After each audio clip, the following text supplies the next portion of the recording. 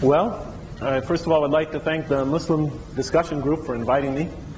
It was a great stay here in Lafayette, or West Lafayette, these last 2 days. I'll be leaving tomorrow morning, hopefully, God willing, unless I die in the meantime or something. So I'd like to thank you all for coming and for your questions last night. Last night, like I said, I spoke about, it was really the central thing I wanted to speak about, which was that I was an atheist from the time I was 16 to the time I was 28. I had certain questions that burned inside me, certain issues that I could not reconcile with belief in God. Issues like, why does God allow suffering in the earth? Why doesn't He just pop us into heaven from the start? Why did He make us sinful and rebellious? Why did He not just create us like angels and put us into heaven so we could be with Him and He could love us, all of us, instead of a fraction of us? You know, why would He give us reason if our reason very often and ultimately leads us to not have faith, sometimes conflict with faith? Why does He give us the ability to choose evil if He doesn't want us to commit evil? Why would a perfect God create such an imperfect world and put such an imperfect creature in it where it could work out His most imperfect inclinations? You know, these are some of the issues and the questions. And I had others as well. And when I read the Quran from cover to cover, by the time I was finished, I had no questions left.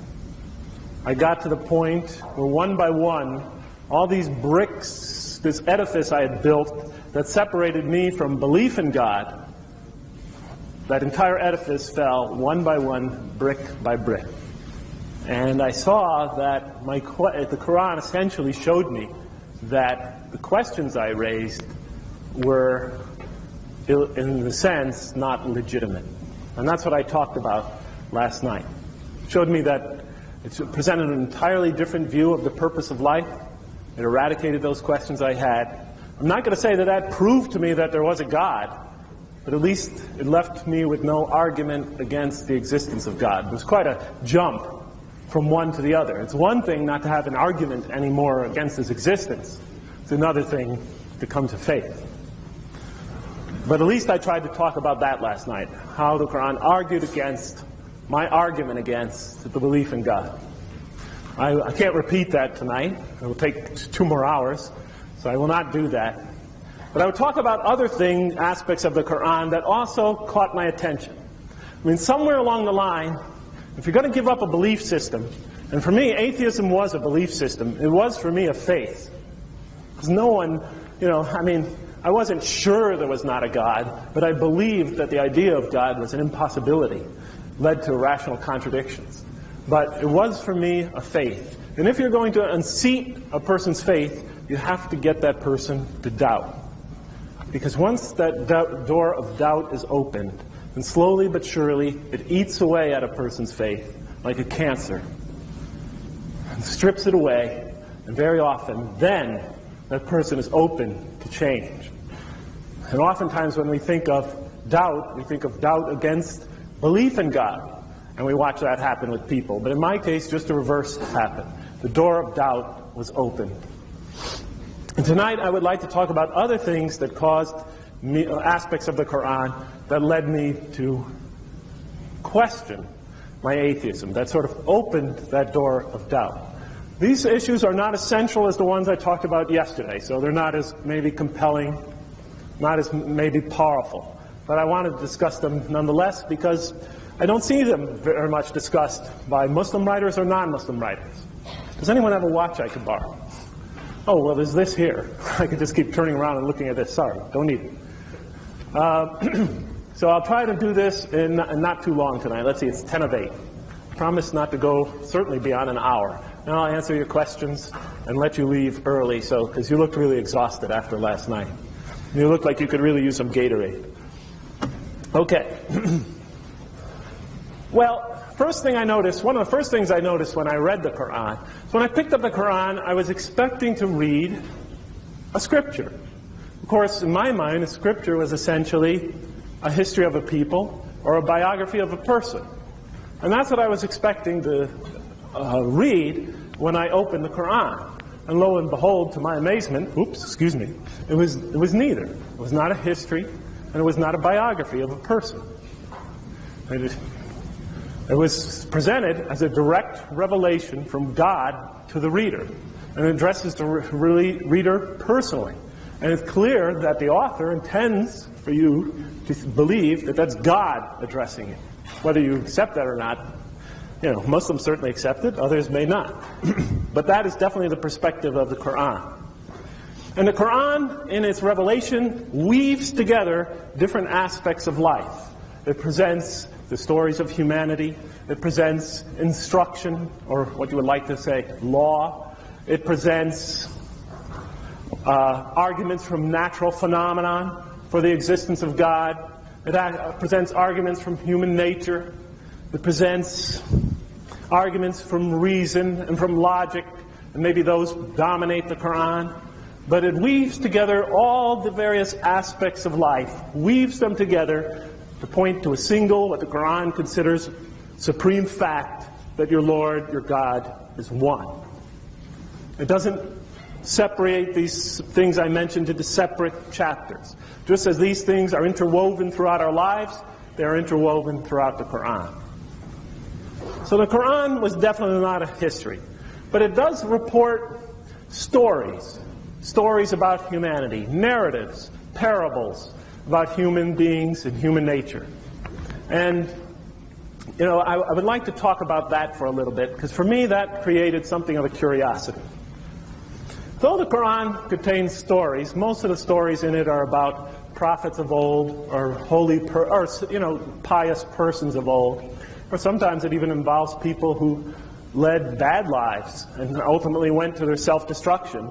Although it contains these stories, an interesting aspect about it is it contains no chronology, no dates, no historical landmarks, nothing like that. And you have to realize that when I was reading the Quran, I was keeping my eye open for such types of things. I was looking for anachronisms. I was expecting that there would be some sort of historical contradictions. Because ultimately, you find those in every scripture. Not that I thought it would mean very much. I was mostly interested in the purpose of life. I wasn't going to discard the scripture for that reason. And plus, my way of thinking about Revelation was not really at that time a sort of Muslim way of thinking about it, where Muslims believe that God is speaking through the Quran directly through Muhammad, the prophet, to humanity, a direct address. So that wouldn't have really discouraged me, but I kept my eye open nonetheless, just out of curiosity. And as I went through the Quran, I could find, first of all, nothing that would contradict history, or a historical, that would be subject, I would say, to historical criticism. Because as I said, it has no historical reference points. It's not anchored in history. It has many stories in the Quran. Sometimes they begin in one surah, parts of it will be picked up in another surah. Is it hot in here tonight? It feels hot to me. Part of it will be picked up later on. But still, so it has a few continuous narratives, but many of these are not. But regardless of that fact, it's impossible to place these accounts in the Quran in history without consulting outside sources. So it gives the stories sort of a transcendent feel. Like it's easy to place yourself in the position of the characters in the stories, because all the historical reference points, all the superficial details are stripped away, and the stories are told in such a way they just get to the moral or spiritual point. The interesting thing about it, though, is that if you look at the Quran, it's very often not clear if a story that's being told is being presented as history, whether it's being presented as a parable, a symbolic story, whether it's being presented as a very popular legend, which the Quran is recasting to teach the Arabs, who, for them, these legends were everything that they used to recite at their annual trade fairs. Whether it's recasting them to bring out a moral point, because it's certainly referring to stories that they know well. It's not And sometimes it's not clear whether even when it's telling a story, it's a merger of these. The author seems purposely ambiguous on the point. And last night I told you we got into a discussion about the story of Adam. Is that relating to the historical origins of Homo sapiens? Or is it an allegory? And some Quranic scholars thought it was an allegory. Others thought it was, ancient scholars thought it was history. But the point is that, and there are internal details that lead you to believe one or the other, but for me at least, it wasn't clear. And the same could be said for so many of the accounts in the Quran. The story of Luqman, for example. Again, it was difficult, not Luqman, Dhul Qarnayn, the prophet conqueror, who conquered went from the west to the very east of this planet. Journeyed west to the farthest point, east to the farthest point. The prophet conqueror. The Muslims have never been able to really identify him with any historical personality. Some identified him with Alexander the Great, but we all know Alexander the Great was a polytheist. It's a historical fact. And Dhul Qarnayn is presented as a strict monotheist. So the point was the Quran recasting a famous legend that the people understood to teach them a moral, ethical point and spiritual point, teach them moral, spiritual lessons, or was it history? I'm not arguing with anybody how you relate to this. I'm just saying for me, it was not clear. And it seemed to me that the author was being purposely ambiguous at that point. By not including explicit temporal references, it seemed that he was not seemed like he was avoiding, contradicting the beliefs, the assumptions of his initial audience, for whom history, legend, poem, etc. were interwoven and merged. And at the same time avoiding conflicting with the reason and thinking of a people of a much later time who were very critical about such distinctions. Whatever the case may be, as much as I wanted to find some way to historically criticize the Quran, from a rational standpoint, I could find no rational justification. There just wasn't enough there to criticize it from a historical standpoint. And that intrigued me because I thought, why, if this man was the author, the man whom I assumed it was, Muhammad, why would he omit historical reference points? Purposely, because it's done throughout the entire Quran. Why would he omit them? Certainly when the Arabs told these stories, and it was clear in the Quran that they were familiar with many of them, at least somewhat, they had such historical reference points. Certainly they wouldn't have minded if they were included. They didn't have it in their mentality at that point to resort to historical criticism. Why would he avoid that? Why would he avoid it throughout the Quran? It started to open up the question for me.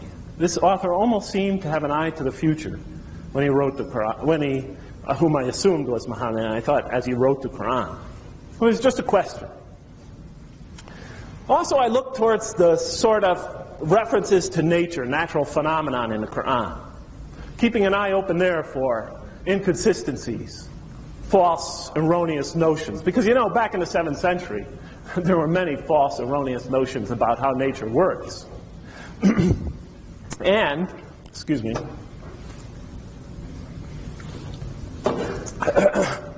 there are many such false, erroneous notions. And I would assume that they would be in the scripture, some of them. Because if you look at the ancient scriptures of other peoples, you'll inevitably find some. I'm not putting them down. I'm not making any judgment about other scriptures. It was just something I expected to see. But when I read the Quran and read what it had to say about the nature and its workings and natural phenomenon, I could find no erroneous notions that conflicted with what we now know, what modern science has taught us. And so oftentimes, as I read through that, I would discover verses that referred to natural phenomenon that had a certain intriguing style about it. For example, there's a verse that goes, have not the unbelievers seen that the heavens and the earth were at one time one, and we exploded them apart? and that every living thing is made from water. And when I read that verse, I said, you know, what is the author referring to here? And this is a guy in the 7th century. That is a peculiar statement to make that long ago. Have not the unbelievers seen? Have not the unbelievers seen? Why does he say the unbelievers? Why doesn't he say the believers? Have not the unbelievers seen that the heavens and the earth were at one time one, and we exploded them apart, and that every living creature is made from water? I mean, is he referring to the fact that most human beings, every living cell is at least 70% water? I had no idea what he was referring to, but it was an intriguing statement. The heavens and the earth were at one times one, and it was exploding apart, making allusion to what? The Big Bang? Impossible, of course, I thought, impossible. But still, it was an extremely intriguing reference. You know, he talks in the Quran how the earth and the sun and the moon each swim through their courses in a circle, in a circular motion.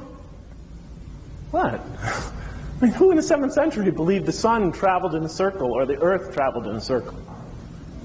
It was a strange statement to make, I thought, way back then. And there were many such statements. It says in the Quran, in the heavens and the earth. No, it says, in the heavens we are expanding it. In the heavens we are expanding it? What do you mean you're stretching the heavens? You're expanding the heavens. Of course, today we know about the expansion of the universe, and I wasn't assuming that that's what it was saying.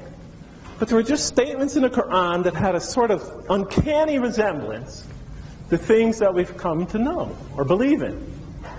I wasn't insisting to myself, I wasn't a Muslim at the time, I'm not insisting to myself that that was what it was referring to. But it definitely piqued my curiosity. But more importantly, as I read through the Quran, I couldn't find any such reference to natural phenomena that conflicted with what we now believe scientifically. Once again, though, I mean, the statements, they're not explicit enough to fully elaborate a scientific theory. So even though it's the initial audience of the Quran may have turned their head at it and thought, what does this verse mean? Still, it wasn't something that conflicted with what they believed.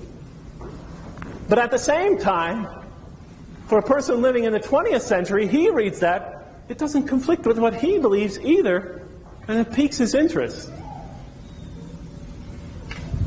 It seemed that the so-called signs from nature in the Quran kind of fulfilled a role similar to what the stories did for the ancient audience. It drew their attention, captured their imagination, piqued their interest, without violating anything they held sacred, that they were firmly convinced of.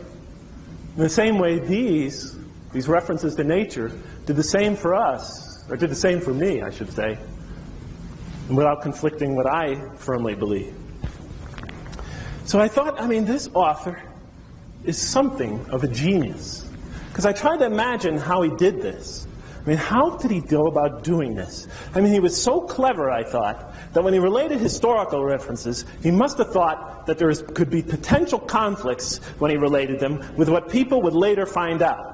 So therefore, he removed all historical reference points. But on the other hand, when he does relate these historical reference points, he does provide certain kinds of details that are that he uses them in such a way that he's making very profound and powerful moral and spiritual points. Now, how did he do with these science things? I don't know. He started making these certain scientific statements that would definitely pique people's notions, but somehow he was able to do it in such a delicate and intricate and ambiguous way, so that he was able to do it in such a way that it would pique people's interest without conflicting with anybody's scientific knowledge. I thought, this author is a genius beyond any I could ever possibly imagine. Because not only that, I mean, he wrote a scripture that is so powerful that it forces you almost, or it forced me, to engage in conversation with it. Its literary power was tremendous. I mean, when I read the stories in the Quran, I mean, they're powerful, they're beautiful, they move with a rapid pace. It's like watching one of those exciting, because I often don't find these exciting, television soap operas, except in verbal form. Because you know when you watch these television soap operas at night, suddenly you see a scene, a conversation begins here, and then they shift immediately to another scene that sort of relates this scene to that scene with no break in continuity of thought. When I read through the Quran, the stories were just so powerful. The literature, the economy of expression was so great. I'll just give you a quick example. When I read the story of Yusuf, for example, you read that story, you shift from one scene to the other without breaking the continuity of thought, and verse by verse by verse, you're going from one scene to another. So here you have Yusuf talking to his cellmates. The next verse, one of the cellmates is carrying the conversation to the ruler. The next verse, the ruler tells the cellmate, tells this guy to go find this man who gave you this information. Then the very next scene, you're in prison, and he's talking to him. And all along, each verse by verse is carrying on a conversation that's perfectly continuous, even though the scene is shifting from one place to the next, to the next, to the next. So verbally, you have this transition of place going on in your mind. And just like in modern television, it captures your imagination because of the scene shifts. You notice nowadays, in television, they talk about 4 seconds about this scene and then 4 seconds about this scene. They don't let any scene last too long because they know people's minds wander. They look too long at the same scene. Brilliant literary style. I thought this author was extremely brilliant in his style, in the way he used the natural signs, in the way he told these stories, in the way he was able to present all this without conflicting, without opening himself up to historical or scientific criticism. I thought it was amazing. I thought he was brilliant. I thought he must have known human psychology very well, and human nature, the way he was able to lure you into conversation with the Quran. Many of those signs in the Quran mystified Muslim commentators in the first few centuries. Those signs from nature. When they wrote about them, they would come up with the most crazy theories about what the verse was referring to, because their knowledge was limited at that time, and they had no idea what it was referring to. There's a verse in the Quran that talks about how God has planted mountains on the earth so it doesn't shake with you too much.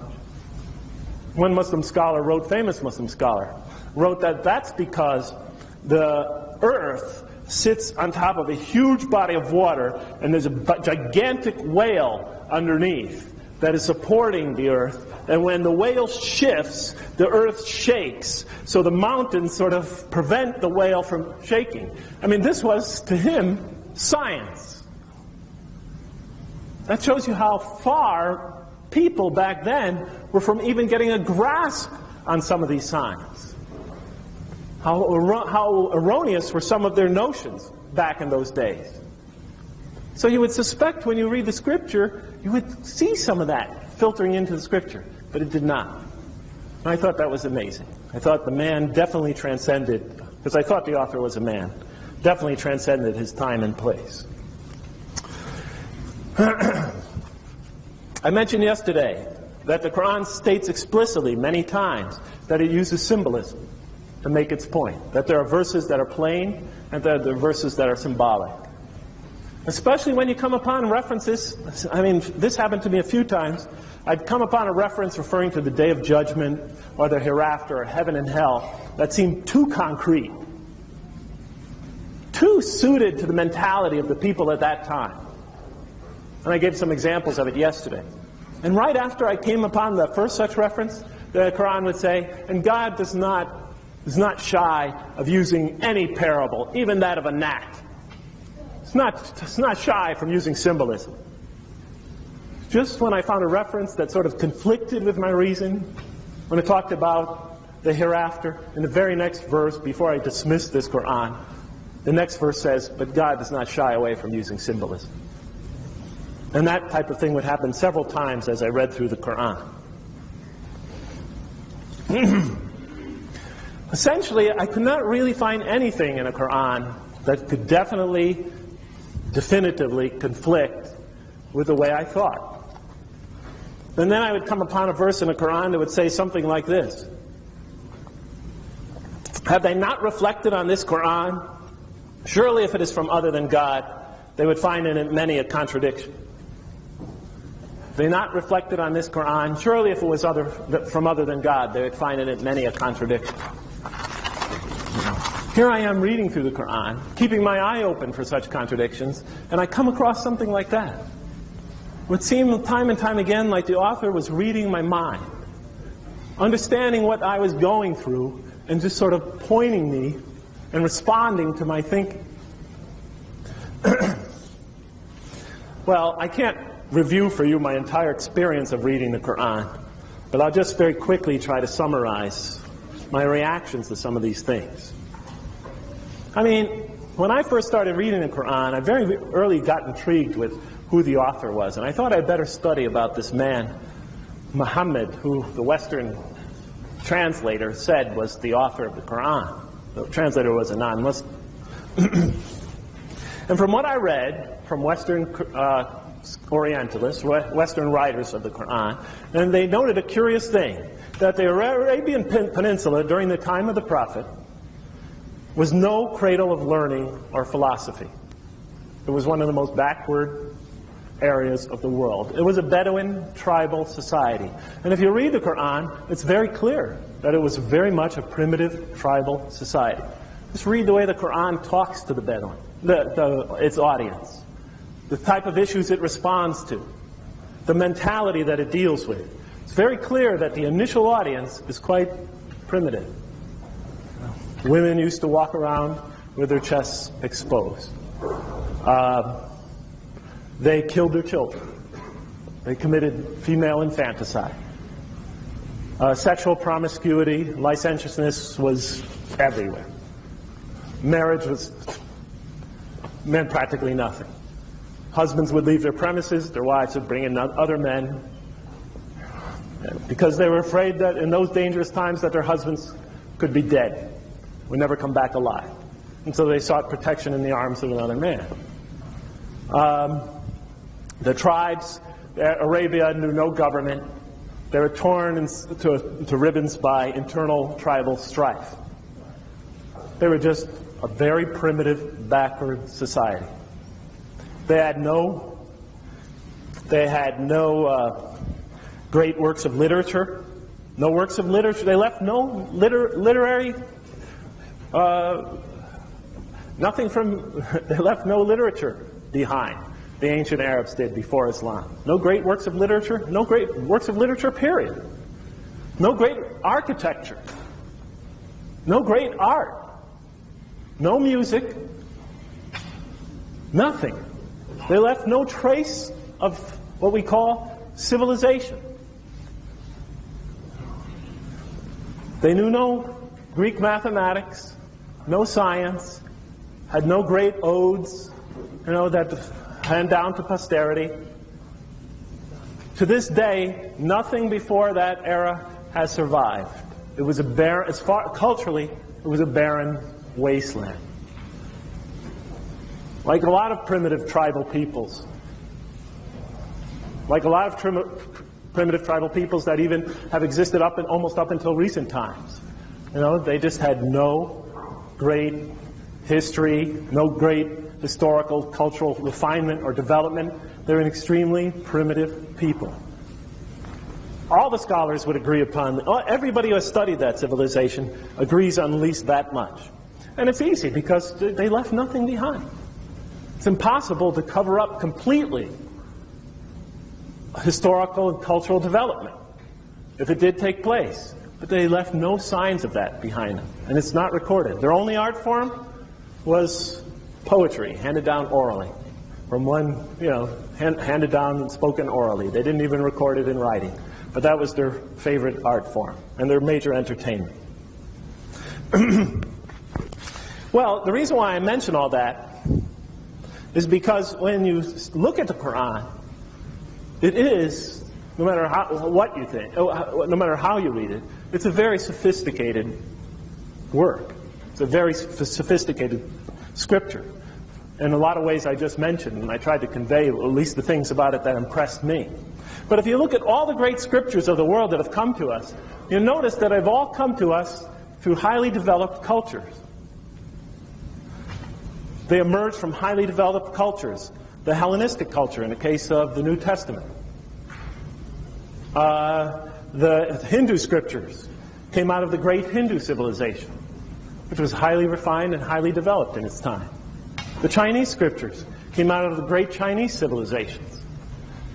Civilizations that showed strong and powerful cultural development and refinement that took place over many, many years.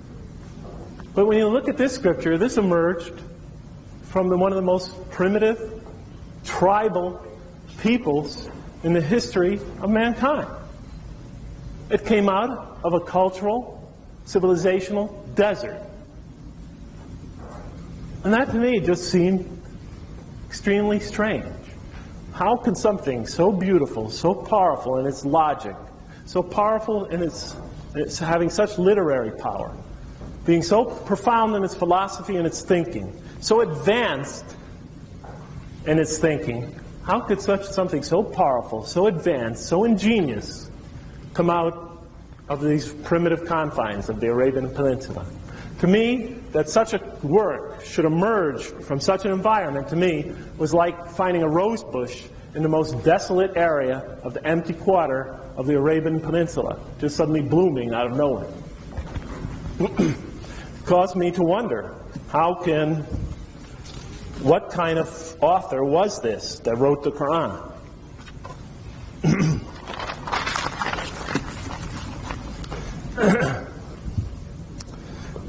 I found the Quran's stress on reason radical. To this day, I don't know of any other religion that put so much stress on reason. I don't know of any religious scholars in any other religion that insist that reason and faith work hand in hand, and that reason is essential to faith. To me, that seemed like a radical notion.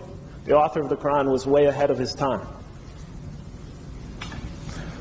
It was clear that the author, if it was Muhammad, he had no, at least according to the Western scholars of it, he had no formal education. No formal education. Then how could this man transcend his time and place so greatly? I mean, if you look at other great geniuses like Einstein and his development of the theory of relativity, his development of the theory of relativity was preceded by centuries and centuries of scientific advancement. The whole science of physics was moving in that direction. If Einstein hadn't found that theory, somebody else would have soon after. You have Andre Wile's great proof of Fermat's last theorem, another ingenious effort. But it was preceded by centuries and centuries of development in mathematics and work on that specific problem. You really can't say that his effort was a singular effort. And Shakespeare and Van Gogh and Mozart, they were truly great, but they did not transcend their time so phenomenally, their environment so phenomenally. Yeah. There were other great musicians, other great writers, other great painters that helped to develop an atmosphere where you could expect such a production. But you have to remember that, the Quran, it was like it came out of the Amazon, one of the most primitive tribes in the Amazon. The Arabs are not a sophisticated people.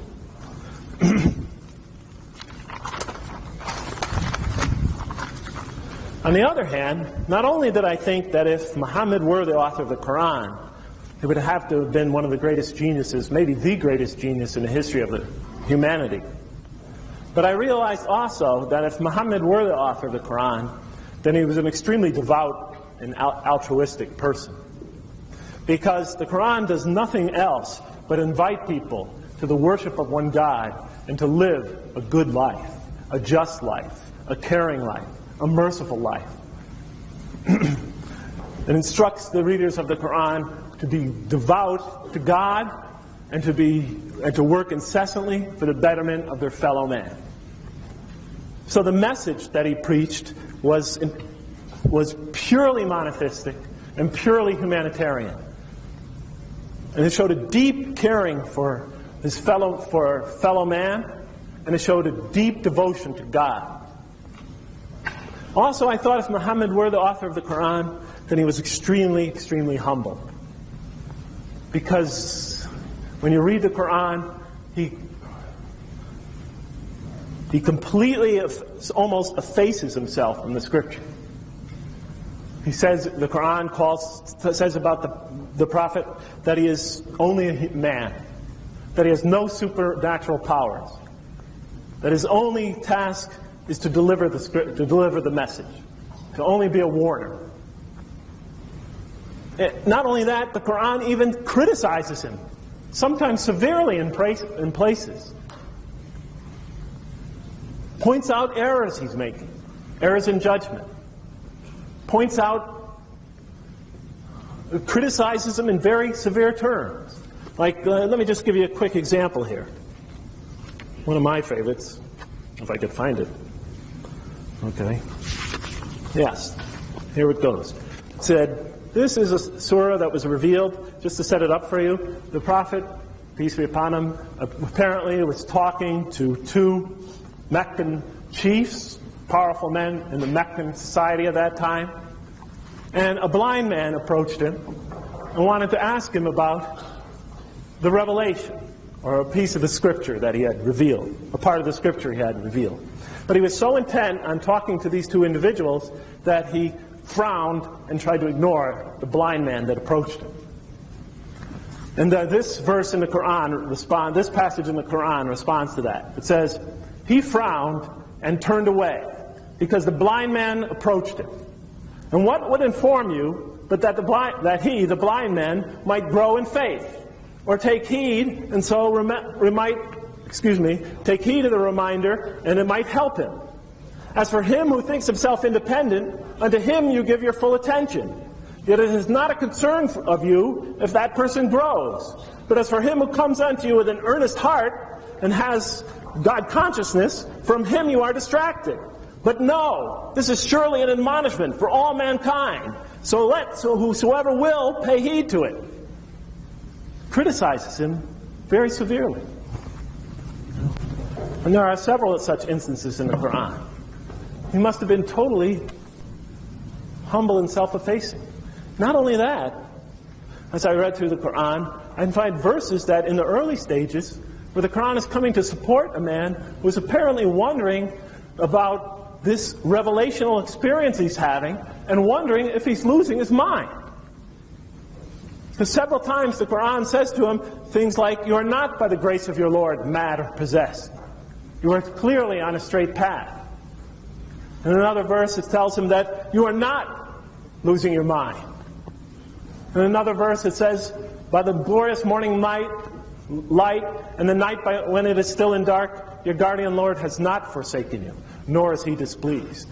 And soon he will grant you, and you will be well pleased. And so forth and so on. It was recited when the gentleman began the Quran today.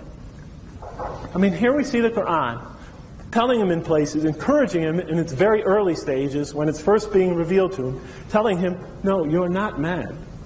You're not going crazy here. This is no less than a revelation from on high. And that you are on a straight way. And it seemed to me that if I was going to forge a scripture, that's the last type of thing I would put in it. I mean, what kind of personality would do this? You know, suddenly include verses where the Quran is coming to him and assuring him that he is not losing his mind. I mean, if I was going to forge a scripture, I would make it seem like I'm perfectly confident about this message that I'm receiving. But but if I was sincere, this is what I would expect. If I was having this powerful revelational experience, something like I never had ever known before in my life, I'd probably think I was losing my mind when I first had it. In any case, it did seem to show a tremendous sincerity, a love of God, and a tremendous compassion for humanity.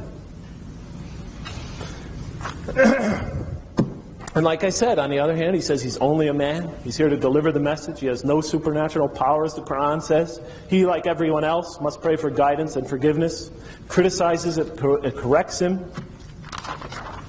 On the one hand, he seemed like a man who must be utterly sincere and extremely devoted to God. But on the other hand, I could not ignore the fact that if he were the author of the Quran, at the same time, he had to be the greatest liar in history. because he concocted the most audacious hoax ever, because he claimed that he was receiving direct revelation from God. And so the two pictures just didn't match. And on one hand, we have this man who seems utterly sincere, inviting people to nothing else but goodness, inviting people to nothing else but the worship of one God, and he's doing it in an ingenious way with a powerful scripture that certainly transcends his environment. He's doing all this, and on the other hand, the whole thing is a lie. This is why Thomas Carlyle, the famous Orientalist in the beginning of the century, gave that revolutionary speech where he said, if you read the Quran, you're left to, he was an Orientalist. He said, if you read the Quran, one thing you have to conclude is that Muhammad was utterly sincere in believing that these revelations were from none other than God.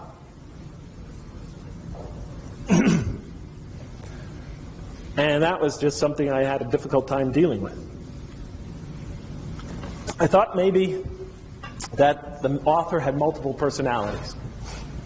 You know, maybe on the one hand, he thought God was speaking to him, but on the other hand, you know, he wasn't. So at one time, he assumed the God personality, and it was criticizing him or assuring him, and at other times he would assume. But clearly, the Quran is not the work of a fragmented personality. It was too ingenious, too profound, too coherent, too rational. No, couldn't have been that. In the same way, I thought it couldn't be the work of several individuals, and I toyed with that concept for a while. Because if the Quran was the work of several individuals, you would see several different viewpoints in the text. It's not hard to do. And you can see that in most scriptures you look at. But the personality behind the Quran was definitely one. Towards the end of my reading of the Quran, I fell on the subject of, not the subject of, but a book of hadith, sayings of the Prophet outside of what is revealed in the Quran, the personal recollections of his followers of sayings and teachings he made. And when I read the hadith, his reported sayings, apart from the Quran, when I read them, the two personalities you see in the hadith literature and the personality behind the Quran are clearly and indisputably distinct. I defy any of you to get out the hadith literature and go through it and read the thousands of sayings that have been attributed to the Prophet and compare it to the personality in the Quran, and there's just no comparison. There are definitely two distinct personalities, or at least it seemed that way to me. So, if the Prophet were the author of the Quran, I assumed that he was the greatest human anomaly, or the true author somehow entirely escaped the view of history. So in any case, so I had gotten through the Quran. I had gotten to the stage where I had all these rational objections to belief in God, and I spoke about these last night. And by the time I was done reading it, I no longer had them. I had this dilemma of trying to figure out how this author of the Quran faced this picture, fit this picture. I had a hard time doing that. And I was all done reading the Quran, had these questions about authorship, and I went over to my friend Mahmoud Kandil's house one night, and he invited me over for dinner. And his sister let me in, and she told me to sit on the couch while Mahmoud came out, because he was in the shower. While I was sitting there, I was listening to a tape. And Mahmoud had a tape on the stereo. And Mahmoud, he used to love music. Rock and roll, jazz, rhythm and blues, classical. He was a great music lover. But tonight on the tape, he had a tape of this music that was coming out of the Quran that had no musical accompaniment, no instrumental accompaniment. It was just a single voice. And it was, to me, it sounded like it was singing. And it was singing in the most strangest and in a very strange and haunting way. And it had a very strong and powerful cadence and rhyme. And it had a definite musical quality or rhythm to it, a natural inborn rhythm. And I was listening to it again and again and again, and I noticed that it would suddenly shift from one very strong, powerful rhythm and rhyme to a completely another one. for a long while. And then it would shift again to another and another. It had a very haunting, powerful, strained, and intricate cadence, and a structure, and no musical accompaniment, and this powerful intonation with this powerful rhyme and this powerful inborn rhythm. And when Mahmoud came out, I asked him, "Mahmoud, what is that music you're listening to?" And he quickly flicked off the tape. And he told me, "It's not music." And I said, "Well, then what is it?" And he says, "It's the Quran." Up until that point in my life, I had never heard the Quran. I had read in a translation, and I thought it was powerful and compelling and beautiful. I thought it was philosophically great, tremendously rational and coherent, deep and profound, but I never heard it recited. When I heard it recited for the first time, I said to Mahmoud, "Is it all like that? Does it all have such a powerful, innate rhythm and this very intricate and powerful rhyme?" And Mahmoud said, "Yes." And I said, "Is it poetry?" And he said, "No." I said, "Then what is it?" He said, Arabic poetry has a very definitive style. This is not anything like Arabic poetry." Normally, when I used to have conversations with Mahmoud about his faith, I would usually keep on going and asking him more questions. But at that point, I asked him nothing else, because I just needed to sit there and try to piece all the pieces together. Because when you study literary works, poetry, for example, that has tremendous rhythm and tremendous rhyme and very strict structure, usually when you translate that into another language, it loses much of its power. The meaning becomes almost trite. But here we have something that has the most powerful, intricate, disciplined rhythm and rhyme throughout the entire Quran. And when you translate it into my language, it's still beautiful, powerful, compelling, rational, deep. I couldn't believe that the same thing I was reading could possibly be the same thing I heard in Arabic. Whose woods these are, I think I know. His house is in the village, though. You will not see me stopping here to watch his woods fill up with snow. You translate that into Arabic, I'm sure the Arabs in the audience are not going to think that's really great or profound. But it's a beautiful poem in English. It was in just sunny clime where I used to spend my time, a servant of Her Majesty the Queen. And of all that black-faced crew, the finest man I knew was a regimental Bisti Gungadeen, right? Famous poem, right? But if you translate that into another language, it'll lose much of its compelling beauty, much of its power.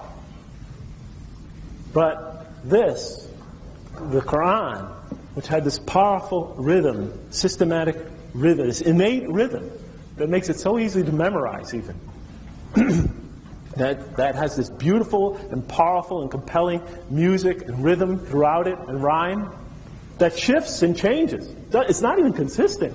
One surah will be this way, another surah, maybe a long one, will start this way and then slowly glide into another, and then slowly glide into another, and then slowly glide into another. Most great poets, when they write in 2 or 3 meters in rhythms, and that's it. And all their poems are in one or the other. This one is shifting dramatically and intricately throughout the entire Quran. There might be 150, maybe 200 different meters and styles and rhythms and rhymes throughout the Quran. I thought, how can this author do this? Coming from the environment that he did, how could he produce something this magnificent? Especially it's coming from a very primitive, simple, unrefined, backward, primitive society. I thought he either must have transcended his time and space like no other person in the history of the world, or, I don't know. I didn't know. Maybe there was a God. I wasn't really sure. Maybe I was wrong. Maybe my mom was right. Maybe there was a God. And that, through reading the entire Quran, and through these considerations, especially the ones I mentioned yesterday, but also just thinking about these issues as well, the doubt began to creep in. And the more I thought about these things, the harder time I had reconciling my encounter with the Quran with my commitment to atheism. And I think I'll stop there because you guys must be tired. How did I do tonight? Did I take very long? Let's see, we started about here. Oh, 50 minutes. I'll stop there, and if you have any questions, I'll be happy to answer them. Like I said, I was just filling in some holes from yesterday. So thank you so much for your time. Thank you, Professor Lang. What we're going to do is we have a couple people who are going to kind of walk up and down the aisles. You're allowed to write a question if you don't want to come and stand in line over here. But if you don't mind asking a question, we would like people to come and line up over here for questions. Thank you very much. Mainly because of the videotape. This is going to the video feed. So you do not have to ask any questions, by the way. Yeah, you don't have to ask. No questions, it's fine. We could just go home. Yes, sir. Just line up right here. Do you play football? No.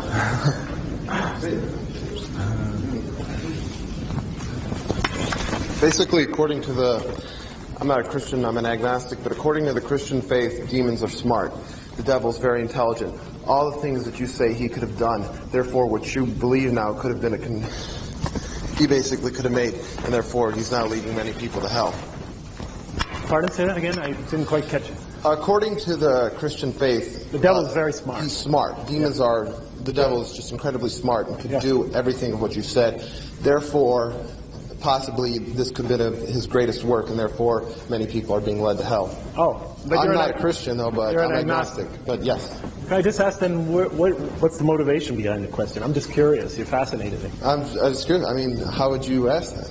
What? I mean, how would you answer that? Because you're obviously putting a supernatural element into it, and therefore, how do you know if that supernatural isn't coming from the divine? No, I'm just curious why you would ask that from an agnostic perspective. It's okay. No, I don't mind.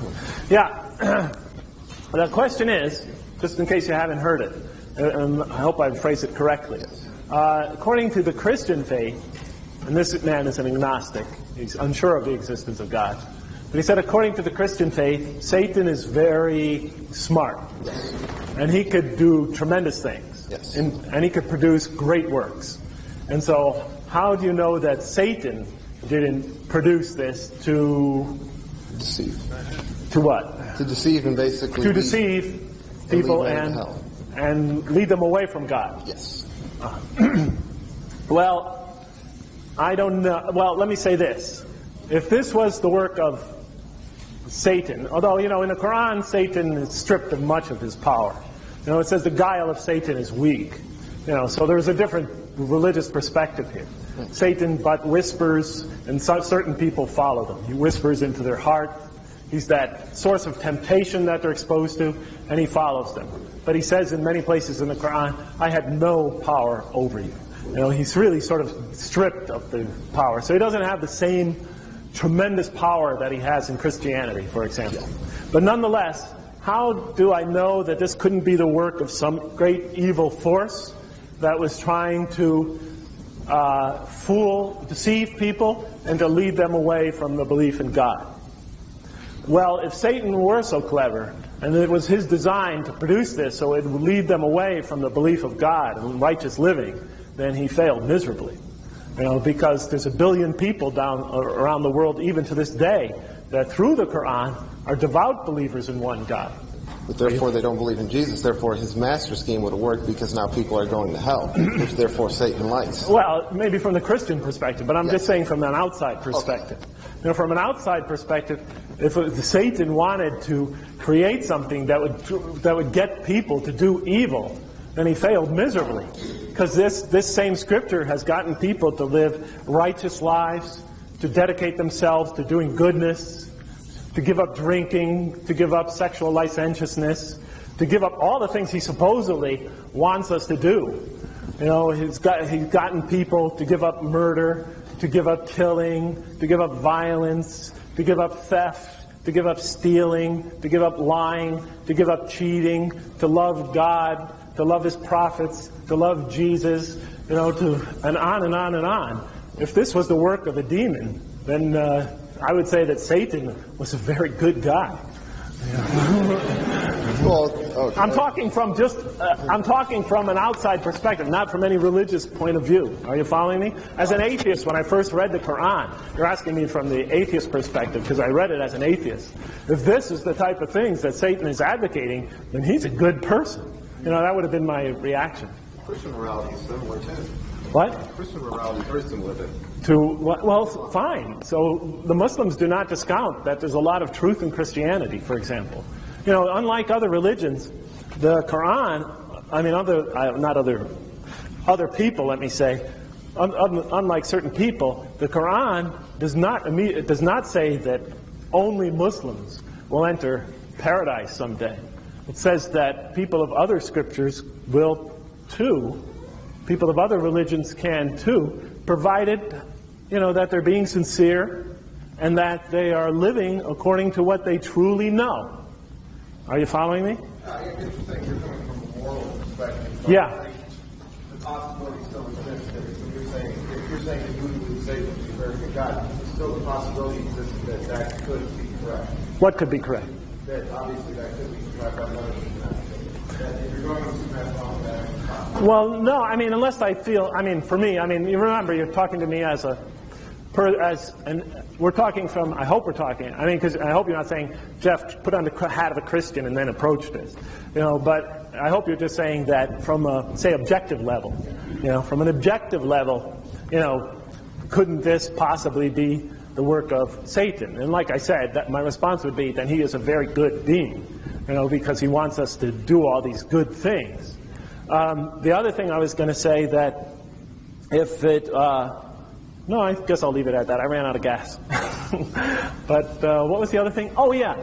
But if, you know, Satan's only real concern is to get people to either acknowledge, to accept or not accept the belief in the divinity of Jesus, and that's his only real concern, then I would think that then God really is kind of cruel, and Satan is really not so bad, if that's his only real concern. Because, you know, if I'm just down here on earth for no other purpose than to acknowledge the sonship of Jesus, and that's what all this strife and struggle and everything on this earth is about. That's the only reason I'm here. God put me here for no other purpose than to acknowledge that. Then I'm sorry, I can't see that the necessity of all of this. No, that's coming from the atheist perspective. Yeah, because it's incompatible with, it would be incompatible with how I would reason. Yeah, because, you know, because then I would have to start asking that person questions. And I've been in these conversations many times. And as I start asking them questions, their reasoning for that position starts to fall apart. And the only thing they could tell me finally is that, well, I mean, it's a matter of faith. You know, and that's what it inevitably becomes. But I don't want to stand here and attack the Christian perspective tonight. I've also known people, for example, the events are the Muslims, a very negative story because it's very constant, you know, that God really like give the consequence of cause for anything going over them. They find it very offensive, they like the distance of God. No, that's fine. I was just presenting, you know, I was just presenting a rational perspective, that's all. All right, we're going to go with the next question. Yes. Hi. I'm also agnostic, and after this whole Matt thing, Matt? I agree with Matt. Oh, Matt. Who's Matt? It's kind of hard to explain, but, well... Who's Matt? Yeah, go for it. There was a rally, I guess, about a week or two ago, that a guy who had found Christianity. The guy who founded? Who found Christianity as his belief. His name was Matt, and there was a big rally where they were putting signs, "I agree with Matt," everywhere, because they wanted to get people to come and listen to him speak about his conversion. Oh, okay. I don't know about it, but go ahead. Well, my point is, one of the things I talked to them about was that the whole point, and I'm not in any way an expert about Christianity or whatever, so probably a lot of people are going to contradict me, but they were saying that even though I might be a really good person and that I spend my life doing good things and I'm moral, etc., the fact that I don't believe in Jesus means I'm going to hell regardless of whatever I do. How'd you feel about that? Not very good. Oh, okay. And one of the things I was wondering if you could speak to in comparison to Christianity is that Christianity is very exclusionary towards other religions. Well, at least that's my impression. Okay. And I was wondering if you could speak to that from more of the perspective of Islam. Yes. Yeah. Well, I'm not going to characterize Christianity as exclusionary or not. That's not my role here today. I'm not a Christian. I don't want to offend people, and it's not necessary. One of the things that appealed to me about the Quran was that it was not so exclusionary as you say. You know, in one verse it says, "Those people who follow this Quran, and the Jews, and the Christians, and the Sabaeans," they were another monotheistic religion that existed at that time in the Arabian Peninsula. It says, those people who follow this Quran, and the Jews, and the Christians, and the Sabaeans, if they believe in God and do what is right, they'll have nothing to fear, nor shall they grieve. You know, and I found that to be a very compelling statement. It said that it's not so much the religious label you have attached to us, but it's a question of sincerity and living a good and righteous life. The Quran, on the other hand, says that when people are confronted with the truth, and if they stubbornly reject it and turn their back on it, they will be responsible for that. That will affect who they are.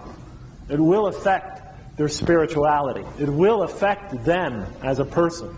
So the stubborn and contumacious rejection of the truth. Are you following me? Not just not knowing, not just being unexposed to it, or not just having somebody say to you, oh, well, you know, I'm a Muslim, I believe this, there was a prophet, etc., and he or she explains it in a way that you cannot relate to at all, or does a bad job of relating it. You know, if that's your case, and you still remain ignorant of the truth from the standpoint of the Quran, you know, then God only knows, you know, you may be fine. You know, I really don't know. But the only sin that the Quran says will utterly destroy a person, for sure, is the stubborn and contumacious rejection of God and truth. When they sense it. Are you following me? Yeah. Oh, I don't mean to yell at you. I want them to hear me back there. You know, so that will do it. When people put, it says in the Quran, other things before truth and before a genuine, sincere, open-minded search for God. When they put other things before that, raise that to a higher level and make it more important, then the Quran refers to that as in Arabic shirk, associating with God, making other gods before God, inventing your own gods before God, right? Or putting your own lust or desires, and it gives these examples: lust, desires, wealth, power, etc. When you make that your God, and in your stubborn resistance of the truth to hang on to that becomes the center of your life, you're destroying yourself, the Quran says. You know. But you know, as that verse says, if there is a Jewish person or a Christian, as the example shows, if there's a Jewish person or a Christian person or a Sabaean who is sincere and is doing good deeds, righteous, living righteously, and that to the best of their ability they are trying to pursue truth and live a good life, then as long as they believe in God and they have lived righteous lives, they have nothing to fear, nor shall they grieve. You know? So it has a certain, you know, and other verses say a person is not responsible will not suffer for what they do in ignorance, in true ignorance. But like I said, you know, I don't want to downplay the point that the Quran also says that when people are confronted with the truth, they're responsible they should not just turn their back on it. You know, In no uncertain terms, it says that. Okay. So I hope that's okay. Nice question. I didn't mean to raise my voice. Thank you. There's just been a request from some of the picker-uppers to pass the questions down to the front if you have that ability, if you happen to be in a line where you can reach people. I'm going to go through... Who is Matt? Matt? Matt. I'm going to go through 2 or 3 quick written ones. Sure, but I'll have to be quick about those. Right. Yeah. First thing is, thank you for your exposition. As a professor of mathematics, how would you further expand the Quranic theory of creation, kun fa yakun, with the Big Bang theory of creation, includes expanding universe and ultimate big crunch? Oh, I'm a mathematician. I'm not a physicist, but also I've never thought about that question from that angle, and it would require some thought. I've never really thought about that. Sorry. Not trying to belittle the question. I've just never given it any thought. Number 1, other religions also preach goodness and good things. For the person who is not looking at specifics and rational approach of the Quran, why do you think, or do you think, people need the guidance that the Quran provides? I think there's a lot of people who have lived lives similar to mine, who have questions like I have. And I think a lot of people in the West especially have come to doubt the existence of God, primarily for rational reasons. And from my experience of the Quran, I believe that many of those people, if they read it with an open mind and an open heart, that it may help them in their search. I sincerely feel that. I wouldn't be standing here today if I didn't. So, what was the question again? Essentially, why do you think people need the guidance the Quran provides? Yes, and so I think it could be of a benefit for many, many people, hopefully, and I think they would find great peace, and I think they would find much more than that, through reading the Quran. Especially, This person seems to have had encounters with Christians who have said that their belief in the Trinity and their belief in Jesus as God is one of faith, and that they just take it on faith, that is true. Is there a way to present the Quran or its teachings to them, considering you're coming from that faith should make sense? Coming from what? The faith? The idea that faith should make sense. Oh, well, if a person is, I don't know what, I wasn't there when you had this conversation, whoever asked that question. From your point of view, you understood that when you tried to reason with them and tried to apparently argue with them and point out certain, what you felt were rational problems with their position, when you tried to do that, they finally said to you, it's a matter of faith. It's just a matter of faith. And, in other words, that in some sense, reason has not much to do with it. And that reason could lead you astray or whatever. If that's a person's position, that's their position. I've gotten into such discussions with people before, friends of mine, and they said, well, it's just a matter of faith. That's a premise. It may or may not be true. The Quran says that faith is intricately related to reason. Reason is indispensable. If somebody says to me that reason has nothing to do with faith, I have no argument against it. The argument must stop there. The minute you throw reason out, then there's no point in arguing. There's no point in even discussing. There's no point in debating the issue. If you throw out reason, then what's the point of arguing? Arguing is an exercise in reason. Are you following me? So you really have nothing to say. You could just say, well, then God gave you reason for no real purpose. Your reason doesn't have any real function in terms of, He gave it to you for no real purpose. What can I say? And if they admit that, then they're stuck. We're going to go 2 quick ones because you won't have to say much for these, and then we'll go back to the line. How long did it take you from first reading the Quran to when you became a Muslim? It took me a while. Not really all that long. It took me from the time I got done reading the Quran to the time I became a Muslim. Boy, it's so long ago, 19 years. But from the time I got done, maybe 3 weeks, 4 weeks. Yeah, about 3 or 4 weeks. All right. And what was the last thing you thought about before deciding to convert? Really? Or accept Islam? Oh, wow. What was the last thing I thought about before? I don't know. Well, I know. Let me just say, let me just say this. What essentially happened was I was done with the Quran. I was not, my study of the Quran really just sort of began as an intellectual curiosity, a rational endeavor.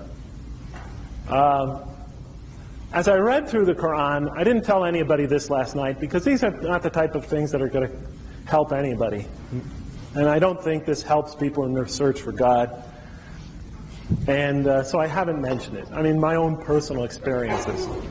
I could talk about what I went through with reason, but I don't want to tell people what I experienced on a spiritual level. Because I can't communicate that to you. You have to sort of either go through it yourself or what. It's not something that we could reason about. But in any case, my study of the Quran, as you might have observed yesterday, began as a rational endeavor. But as I read through it, I slowly but surely began to take on certain spiritual dimensions.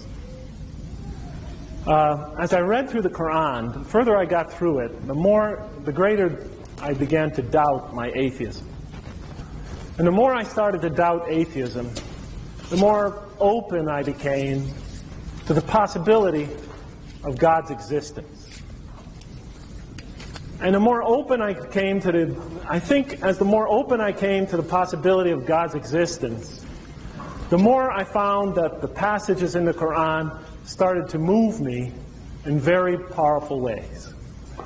I mean, there were times when I would read the Quran and I would just feel this tremendous presence, spiritual presence about me. There were times when I would be reading the Quran and I'd be moved to tears. And I would cry. I remember after I read the surah that was first recited here today, I cried like a baby for a half hour. And I don't know what happened. I don't even know where those tears came from. They just poured out of me for a good half hour. I just sat kneeling on the floor with my head near to the ground, and the tears just came gushing out of me. It was like I was just letting go.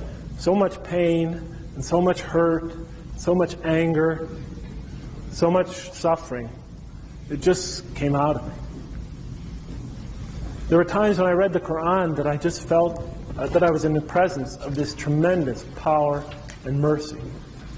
And the more I got through the Quran, the more I began to doubt my atheism, the more powerful those experiences became. And so, and when they kind of first would start happening, I try to shake them off. Because they never came when I wanted them to come. They just sort of came, unanticipated. And at first I did shake them off. I just blew them off. I said, it must be something psychological going on here. And by the time I finished the Quran, I had these experiences. I had them repeatedly. They were powerful. They were unanticipated. They were recognizable. But I just left them aside. Tried to ignore them.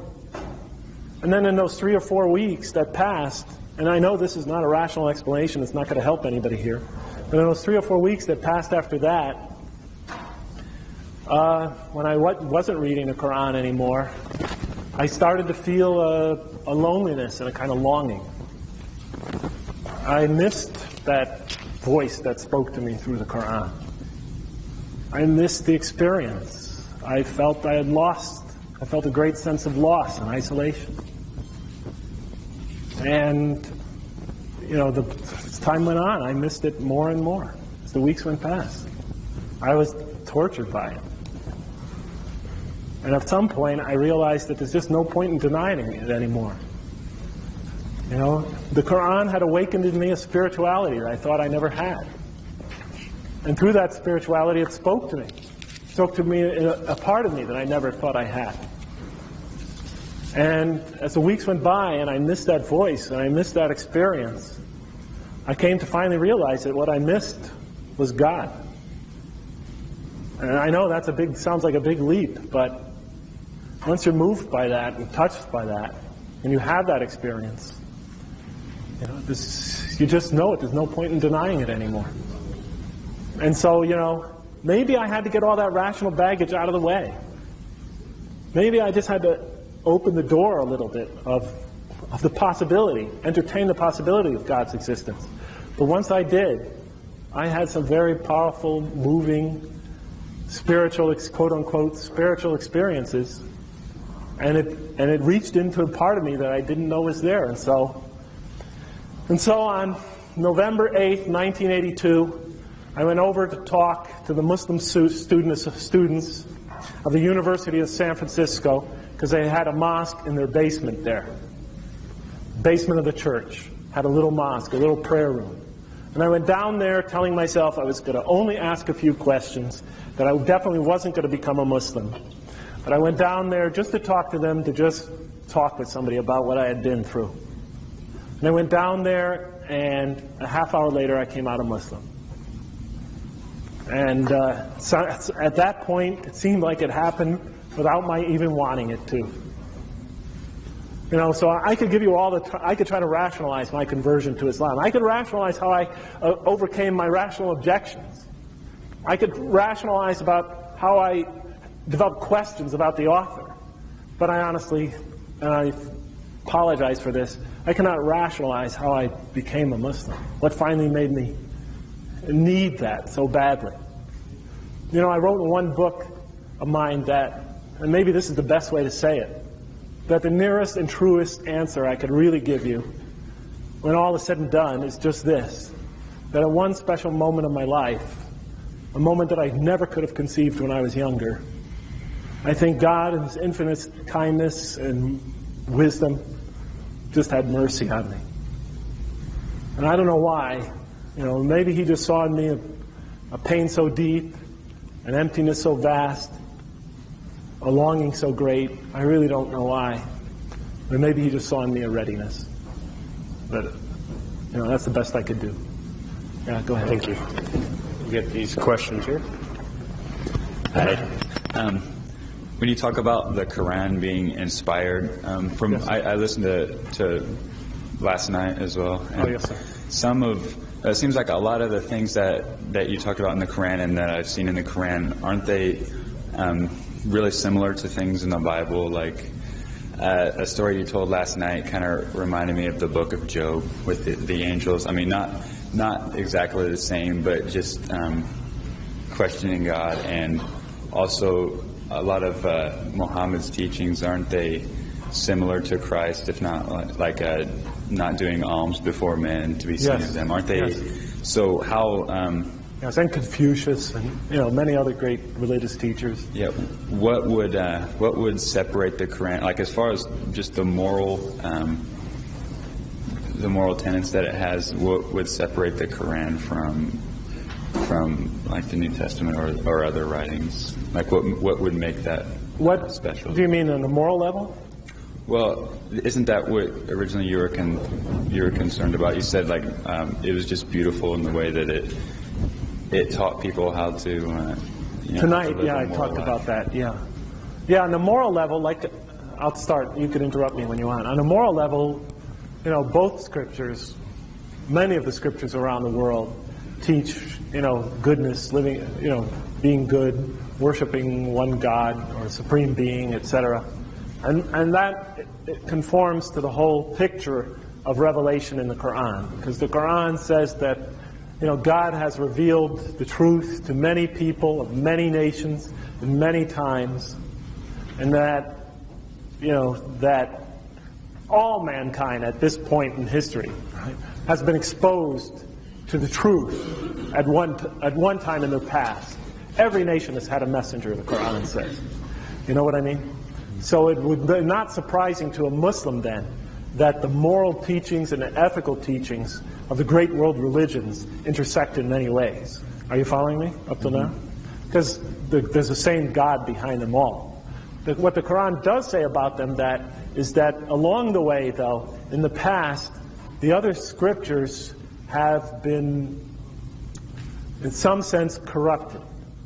So that some of those truths have been mixed with things that are not from God. Are you following me? Mm-hmm. And so the necessity of this revelation. Okay? So the Quran says it is a confirmation of the truths that came before it, and a correction of certain things that were corrupted. That's how the Quran sees itself in relation to the other scriptures. The thing that I found different from the Quran, unique about the Quran, because you did ask me that just now.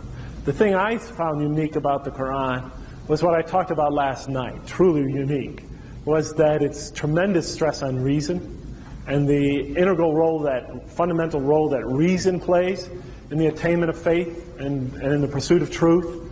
And that I found that, and not only its stress, but its very rational and almost didactic way it leads you and guides you, hopefully, to truth and to God. I hate to open the can of worms of faith and reason, but if something is reasonable and logical, does it really take a whole lot of faith to believe it? I mean, if it makes perfect sense to you. Well, yes, it really does. Because, at least it did for me, because as much as the Quran was reasonable and logical, when I first started, the whole idea of becoming a Muslim, or embracing this Quran and its message. Here I had this message, that I really started to sense was truth. Here I had, my reasons for not believing in God sort of stripped away. Here I, had, thought about my past and felt that I almost, if I reviewed my past, there were moments when I had almost a natural inclination or instinct for belief in God. In moments of crisis or fear, when you suddenly it seems like you know God better than anybody else. Oh, God, help me, or things like that. Everything in the Quran pointed to me, led me to believe certainly God could exist. Probably God does exist. Still, I was unwilling. The biggest problem I had was I cannot become a Muslim. I cannot embrace this message. Because even though it appealed to me rationally, I was working at a Catholic school at that time, the oldest Catholic school in America. And I thought I was untenured, and I thought I would lose my job. I thought my parents would come down on me. My parents would isolate me, would not approve of it, especially since they were devout Catholics. I thought my friends would think I went Arab crazy in San Francisco. I thought that this is a religion associated with terrorists and backwards people and murderers. And, my colleagues would start thinking I lost my mind. Especially conversion. A math professor is not supposed to convert to anything. Seriously, mathematicians, we're supposed to be, totally, that's beyond us. We're way superior to that. Religious belief is, trying to be a devout person of any religion and work in a math department, people look at you as lost your mind. Even to this day, I don't even hardly bring up the issue in the math department. I just keep it low key, because I know my colleagues will think I'm crazy. So there were all these sort of personal problems with embracing this message. And they were my biggest barrier to doing that. And that's what the Quran talks about. It says that, people refuse to listen to this message, reject it out of hand, oppose it, try to find every reason not to believe it because of their own personal wants and desires are suddenly going to be all messed up. They're going to suddenly be under attack. And people fear that. And I certainly did. And so it definitely wasn't easy for me. And I know for tons of fellow converts like myself that have embraced this religion, it wasn't easy for them either, for the very same reasons. They feared their job, they feared the loss of their family, they feared the loss of their friends. Maybe it's all imagined. It turned out everything I thought was going to happen happened to a tiny degree, but nothing like I imagined. I imagined much worse. My parents were a little upset, but they still loved me. My friends, well, I lost some, but I gained others. They didn't fire me from work like I thought they would. I got tenure and promoted. Then I moved from there to another university and got promoted again, to full professor. But, all these disasters, I thought I would never be able to find a woman to marry. God, I found a woman from Saudi Arabia and I got married. So I'm sorry I took too long. Do you have anything else? No, thank you. Okay, thank you. Appreciate it. Now, that was a good question. Well, I kind of have like a quick question. Did it ever cross your mind that you might be overloading the Quran with logic and reasoning and Overlooking it? overloading it? Like Oh. what I mean by that, like if you have some verses talking about, say, the earth or heavens. Yeah. Yeah. So did it ever cross your mind that it might be just a coincidence, and you're just, as a definitely. mathematician, you're thinking of it Definitely. this way? But When somehow- you're talking about the signs of the Quran. Yeah. When I read the signs of the Quran, I only thought they sounded very interesting. Are you following me? Yeah. I did not think this verse is definitely talking about the expansion of the universe here. You know what I mean? It piqued my curiosity, made me wonder, but I'm, as a scientist, I wasn't going to say this is an explicit statement of any particular theory. I just found the wording extremely intriguing. Are you following me? Yeah. So I was not one of those persons to really say, oh yeah, this is definitely this. And of course, you have to remember, I was an atheist at that time. I was already skeptical. I just found, but I have to admit, I found the wording very intriguing at times. And it piqued my interest. It kept me going. Kept me wanting to go further. Are you following me? Yeah, what about the stories, like when you say that you take them as, okay. Allegory and etc.? What about the stories that you take them as symbolic instead of like historic? Yeah. Like some people might be actually disagreeing with you that Sure. they might be taken as... They must be take taken them as history and et cetera. So do you think it's like wrong to have like a certain verse that people are looking at it in a different way? I think people, if I approached a certain verse and reacted a certain way, I think people, Muslims for example, should be open to that. Because I'm going to get the same moral and spiritual truth from that story that they are. Are you following me? And I have to be open to their interpretation as well. And as the Quran said, don't seek discord, don't argue, don't let this become a rift between you, such arguments, over whether this one is allegorical or this one is not. Explicitly says, don't, the people with diseased hearts do that.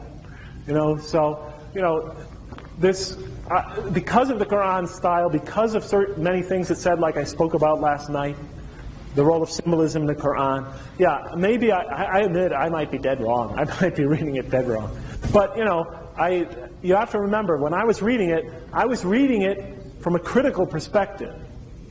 But I don't have many good qualities. But I think the one good quality I have is I'm fair. And my students always tell me I'm very fair. And even when my wife is arguing with my daughters, and I get in between them, and they're both ready to kill me by the time I've mediated, they all admit that I'm very fair.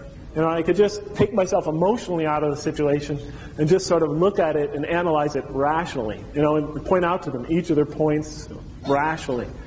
So when I read the Quran, and I'm looking to criticize it, and this is the way I look at anything, when I read it from a critical perspective, I always try to be fair, not to impose on the scripture or whatever I'm reading an interpretation that forces a contradiction when such an interpretation or such an imposition is not absolutely warranted. Are you following me? And so that's the way I read the Quran. I was determined to be open-minded. Maybe I bent over backwards to be so, but I was determined to be open-minded. The same way I read everything else I've ever read about religion. Yeah. Thank you so much. Oops, this thing is killing me. Yes, sir. Yeah, I had a question concerning you to describe yourself a certain way when you were an atheist, as far as how you felt about yourself, internally. Yeah. What I wanted to know was, over the last 18 or 19 years, how has that changed, and how would you describe yourself now? And what exactly, if there's one aspect of your faith that has contributed more to your spiritual development, what would that have been? Like, would it have been prayer? Would it have been, something in that respect? Oh, shucks, that's a great question. I haven't even thought about that. Have I changed? Well, I've gotten older, but, so that changes you. But has, this experience of becoming Muslim changed me in any essential way? I'd have to rely on my friends' opinions for that. I do know that my friends in the past used to tell me that I had a certain sadness about me a lot, that And when I was in my early 20s and in my teenage years, I seemed to, they said I was a very nice person. I used to make cookies for them. I really did. Cakes. I was a very giving person, really. Even though I thought it was a dog-eat-dog world. Up here, I thought, this world is just a violent place and everything like that. But I tried to make it at least as peaceful around me and as enjoyable as I can. Even though I thought, I should just protect myself and not give to other people like my father taught me. On the other time, my mother's influence was strong, and I just had a need to lend people a helping hand, And plus, I found that pursuing wealth, even back then, and pursuing money and pursuing material things, just left me feeling empty back then. So I was a searching person back then. Not searching for God or searching for religion, just searching for peace and happiness, I think. And my friends tell me that back then I just seemed unsettled, unhappy. I just feel disconnected. That's the way they used to describe me back then. My friends now, because I don't know how I appear to others, but my friends now tell me that I seem at peace with myself. They say I seem happy. They tell me I seem together. As far as what has affected my growth spiritually, and I'm not holding myself up as some kind of model. I'm here just to present some rational perspective on, put some rational perspective on the Quran. So I'm not going to say I became some saint or something. But what has affected whatever growth I have had is prayer has played a major part. The prayer 5 times a day has had a tremendous influence over me. Some of those prayers, it's just really hard to describe, but the prayer 5 times a day, 7 days a week, every day for the rest of my life, getting up before dawn, praying at evening, praying at noon, afternoon, and right after sunset, just doing that every day and trying to follow this program that the Quran describes, it has just made me more and more receptive to those type of experiences I told you about. Made me more and more spiritually sensitive. I'll put it that way. And it has made it easier for me to deal with life. I see some of the other parents in my department. Oh, my son and daughter did this and this and this, and they come in frantic. And my children make mistakes. I have an older daughter. She is the most rebellious, brilliant, genius, headstrong, nutcase in the world. Erase that from the tape, by the way. But and she does crazy things and shocking things.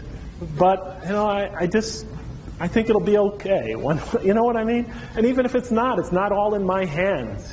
Some kids need to go through. Just my whole way, just nothing seems to rattle me anymore. I'll say that much. But I don't want to hold myself up as some sort of exemplar or somebody that you should aspire to become or anything like that. But being a Muslim has, whether you think I'm deluded or not, it has given me a lot of peace and serenity. Yeah. Okay? Thank you for the question. Okay, yes. We're going to go to some written ones. Yeah. Aren't you guys tired yet? Don't you want to go home? If anybody sees me putting questions over here on this pile, it's not because I don't want to have asked that. Some of them he's answered through his speeches. Just a quick one here. What does the Quran have to say about man's relationship with nature, in your opinion? I'm trying to think about it. I haven't really thought about that very much. I really haven't. It's not something I thought deeply about, so I can't do much on that one. You should honor nature. I know that. You should respect it very much. Because the Quran shows that you should have so much reverence for nature. Right. So, verse 29 of Al-Baqarah says that it was all put here for us, to serve us. Yeah. So, man should respect nature, be its caretaker, and have tremendous respect for it. You don't have to answer this. This was probably answered more last night, but you may have something to say. Why do you think some people suffer more and some suffer less? Is it fair? Yes. No, I don't know really why always some people suffer more or some people suffer less. I think we all suffer quite a bit, At the same time, we have different personalities. Some of us could take more and some of us could take less. It says in the Quran that God tests no soul beyond its capacity. You know. The Quran also says that when we enter the next life, when we arise in the next life, it often compares it to the way we awaken from a dream. It talks about the illusory character of life. It says life is just pomp and illusion. It shows that when the believers arise on the day of judgment and they're asked, how long have you suffered there on earth? They'll say, did we suffer there an hour? Or a day? Or less than that? And those who really know, it says in the Quran, will tell you, you suffered there but little, if you only knew. For a short time, if you only knew. So the Quran, in many, many verses, talks about the illusory character of life. In one verse, it explicitly compares the person the way a person is resurrected on the day of judgment, and the way a person awakens from a dream. When it talks about the day of judgment and when people enter the next life, it says how they come out of their sleeping chambers, how they will swoon and be groggy, how their vision will first be blurred like the way you awaken from a dream, and then it'll become sharp and they'll see the reality. It says that people will, sort of stumble like the way you stumble out of bed in the morning, and then, rush to where they are determined to go, where they ultimately will have to go, and so forth. The images in the Quran, and I believe they're symbolic because it's talking about the day of judgment, something beyond this perception, indicate, and there are explicit statements that indicate, that this life, as real as it seems to us, and it is real, will seem when we enter to the next life very much like a dream, like awakening, say, for example, from a dream or a nightmare. So that all the suffering we went through, all the pain we went through, all the agony we went through will suddenly seem like it's just a distant and vague, harmless memory. Are you following me? Because, when you're living in a nightmare, when you're having a nightmare at night, and you're living it, and your heart is beating 1,000 beats a minute, and you're suffering through that nightmare, and you're in a panic, and etc., and you awaken from that nightmare, and suddenly you're still nervous, and then you realize you're awake, and you're in the greater reality, and you say to yourself, oh my God, it was only a nightmare, it was only an illusion, it was only a dream. The Quran indicates that when we awaken in the next life, our experience will be very similar. All the pain, all the hardship, all the agony will just seem like it was a brief, momentary illusion. Even though it was very real, even though it shaped what type of creature we enter, what type of being we enter the next life as, all the suffering, all the agony that we went through will be erased.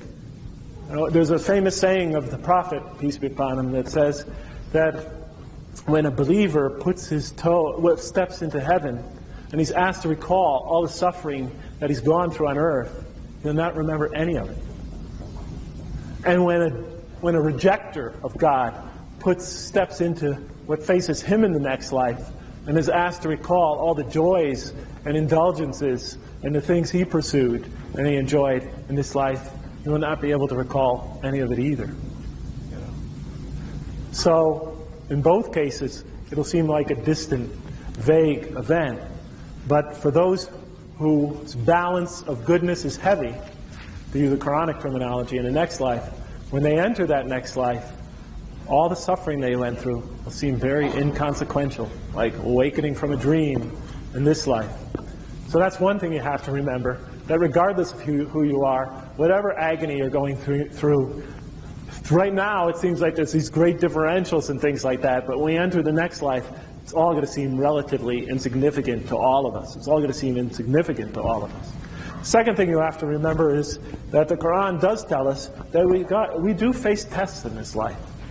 That God does manipulate the human situation, puts us into situations where we're forced to face sometimes hardship, sometimes ease, sometimes we're forced into making critical moral choices. Definitely manipulates the human drama. But he leaves the critical choices up to us. And he said such things like sometimes he brings suffering on those who reject faith so that perhaps they'll use their reason, or so that perhaps they will recall, or so that perhaps they will reflect on their situation. It also says sometimes he brings ease upon them and drowns them in what they're pursuing, drowns them in their lustful pursuits, drowns them in their material pursuits, hopefully so that they'll realize the purposelessness of it, the aimlessness of it, the agony of it, the chaos of it. Again, so that perhaps they will reflect.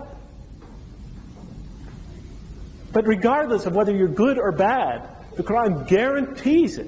You will definitely suffer.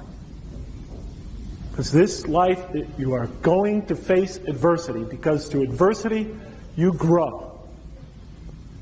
My high school football coach used to put a placard on the wall: no pain, no gain. If you're going to grow physically, you've got to suffer.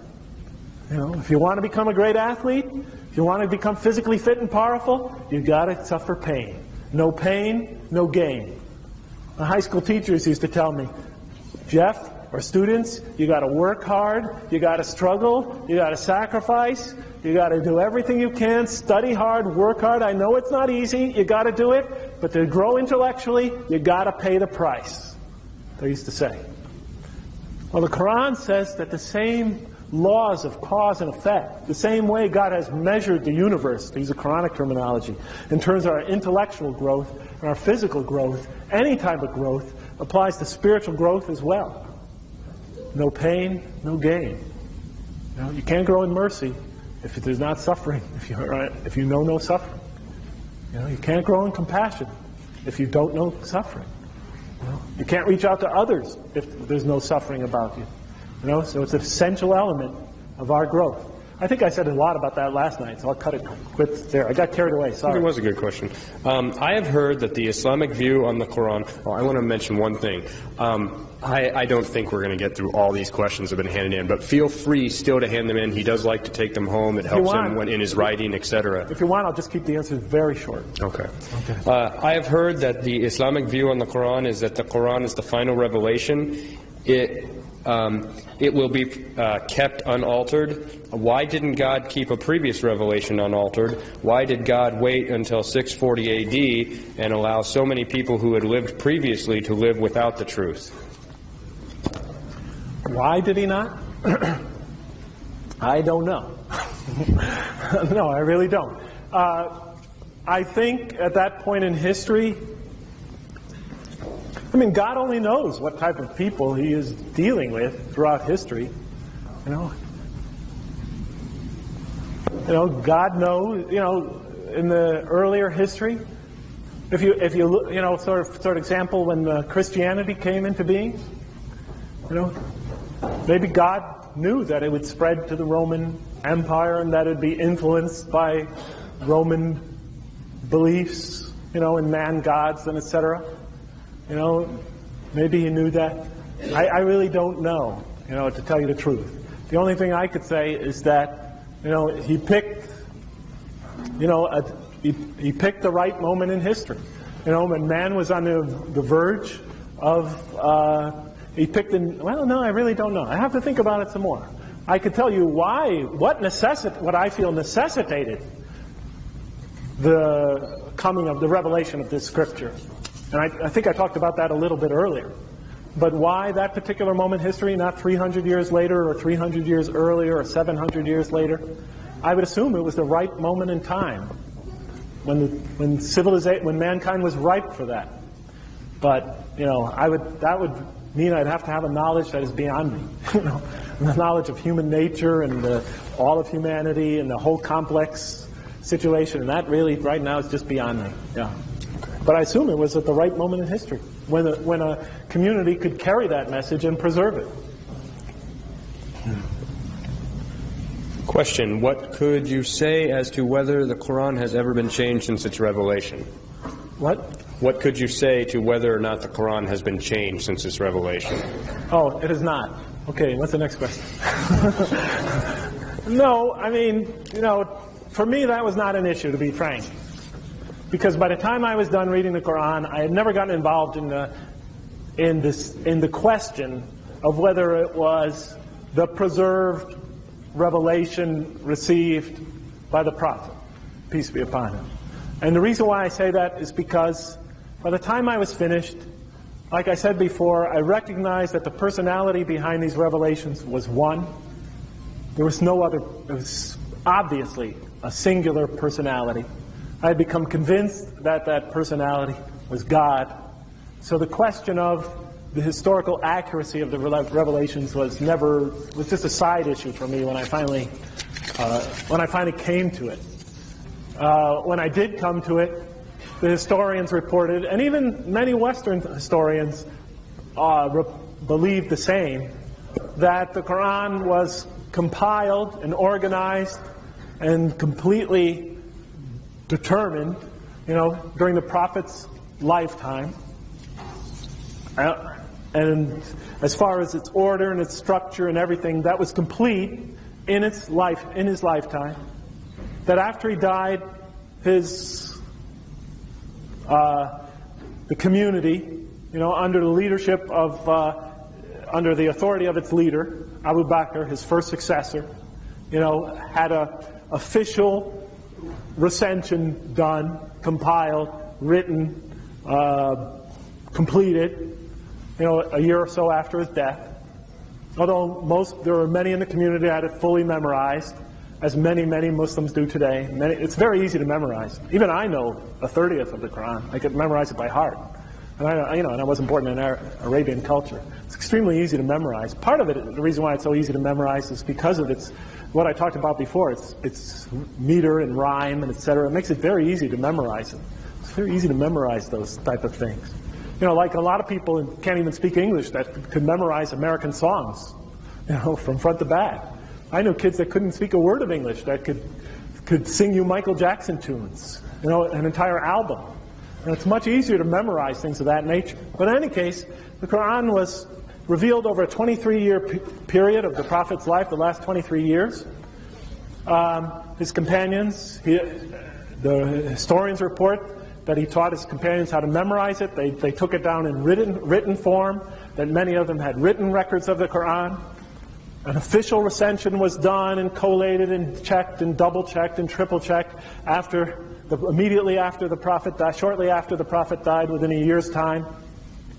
Another critical check and examination was made again shortly after that, another 10 or 15 years, and many official copies were made and spread throughout the Islamic world because it was spreading far and wide. And since then, even Western critics of Islam admit that for certain, after that period, there could have been no possible change, because we have versions of the Quran that go back to that very period. So from a historical perspective, I guess, there's a great deal of certainty about the fact that the Quran represents nothing more than the revelations which, even from a Western perspective, the Prophet proclaimed. So, but that, like I said, that was not an issue for me. I was already convinced that it was from God long before I stumbled on that. And that's not the reason why I believed it was. But, I was willing to accept that. There's no reason for me to doubt that. And like I said, a lot of Western historians, there are some that disagree, there are some that challenge that, and there are some that agree with that, but they're not my final authority either. But in any case, that's all I have to say about that. Okay. This is a little long. I'll try to make it clear. You said yesterday that it is necessary for someone to become like another person in order to know and to love that person, and that we are meant to become loving, compassionate, forgiving, etc., like God. But you did not elaborate on exactly how it is possible for us to come to know, I assume, God. Does God approach us through word or through presence, or from a Muslim point of view, does he approach us at all? And if not, in what way are we able to come to be like him at all? And then he makes a comment. Thomas Aquinas, a doctor of the Catholic Church from the Middle Ages, emphasizes the compatibility of faith and reason, as does the Church, and has written a book called Faith and Reason. I'm just remembering the one verse about God speaks to you from revelation, inspiration, etc. So just to put that in your head, even though I know you told me that. Yeah. Yes, I know about St. Thomas Aquinas. The attack on faith and reason began during the Renaissance.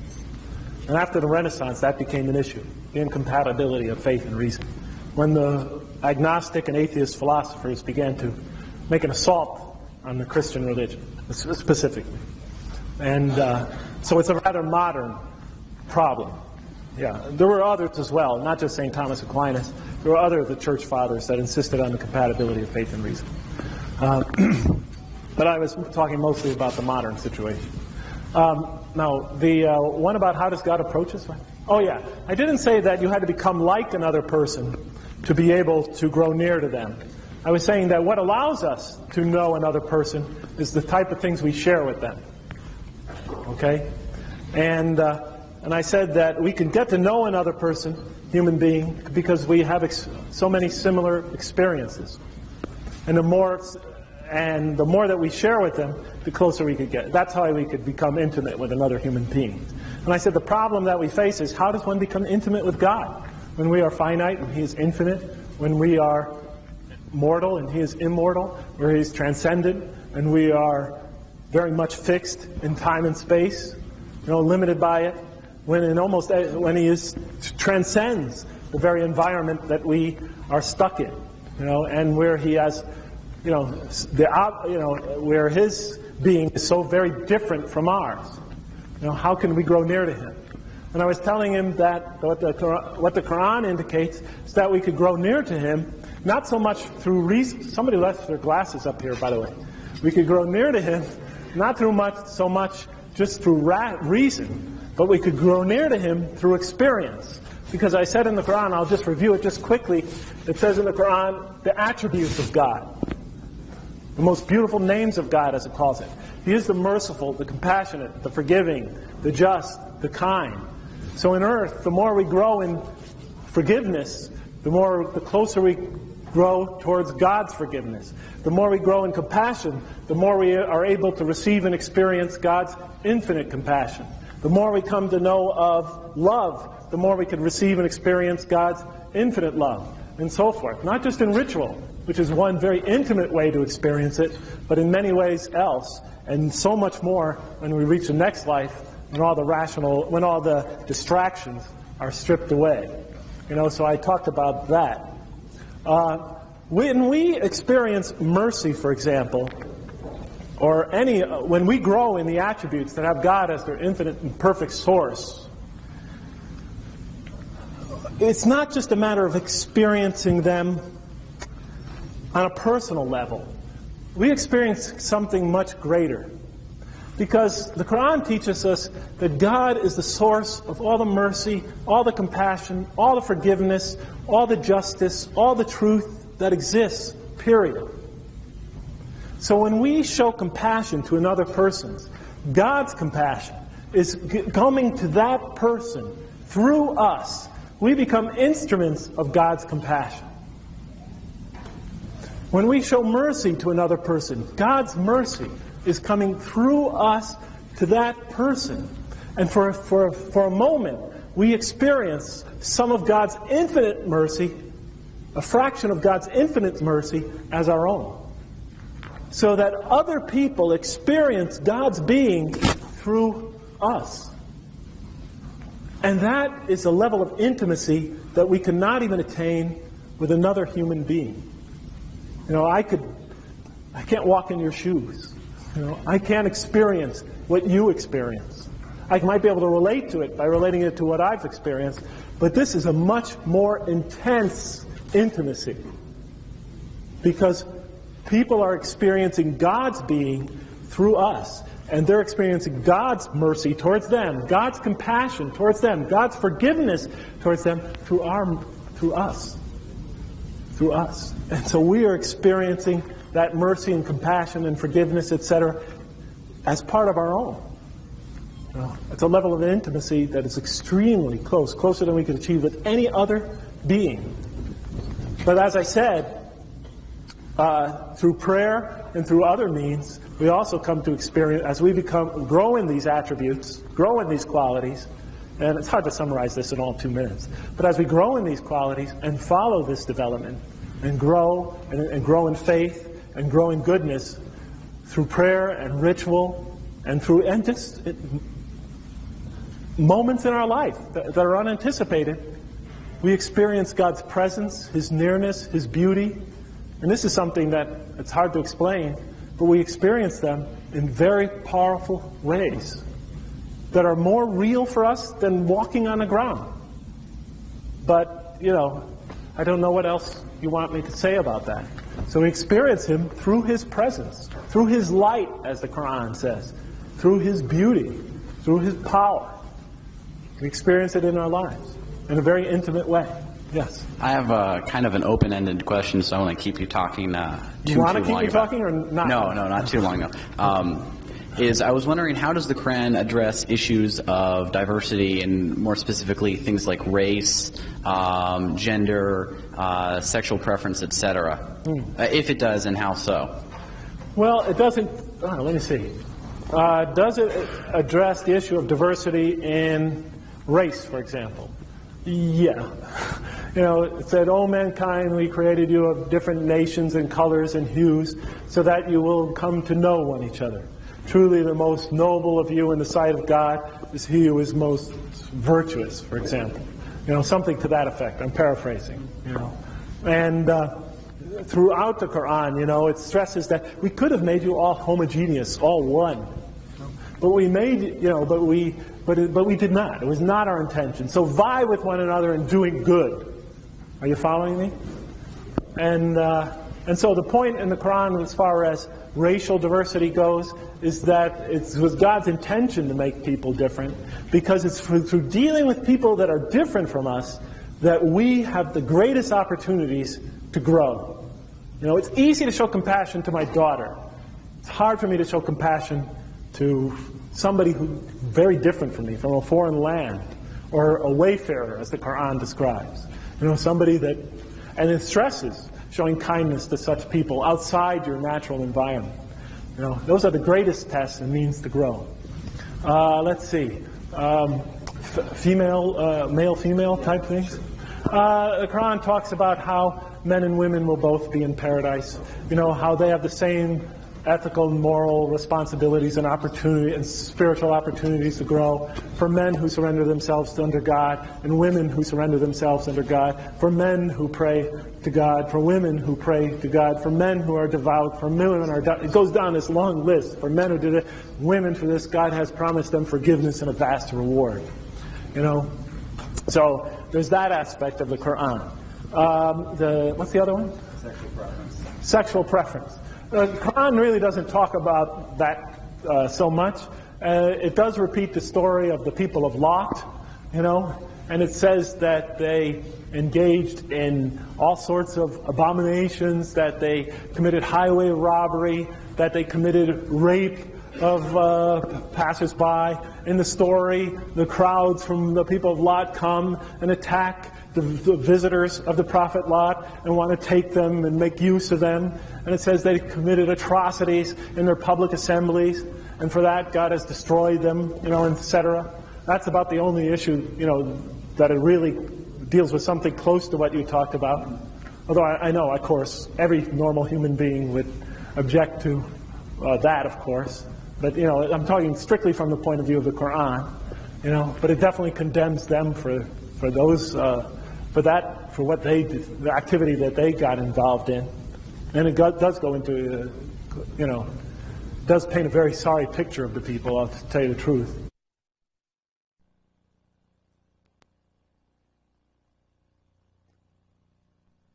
Alaikum salam. I'd like to ask you, like, I'm a Muslim, but some sisters ask me this question. After someone embraces Islam, could he get out of Islam and try to experience some other religion? Say that again. If someone embraces Islam, yes, could he get out of Islam and try to experience? Should he or could he? Could he or could she or? Could he or could she? Oh, so you're asking me, could he or she? Could he or she? I suppose it's possible. I mean, I've seen people become Muslims in America and then become Buddhists thereafter and things like that. Some Americans just give it a shot. And what about from the Islamic perspective? I mean, is it? The Quran says they definitely should not do that.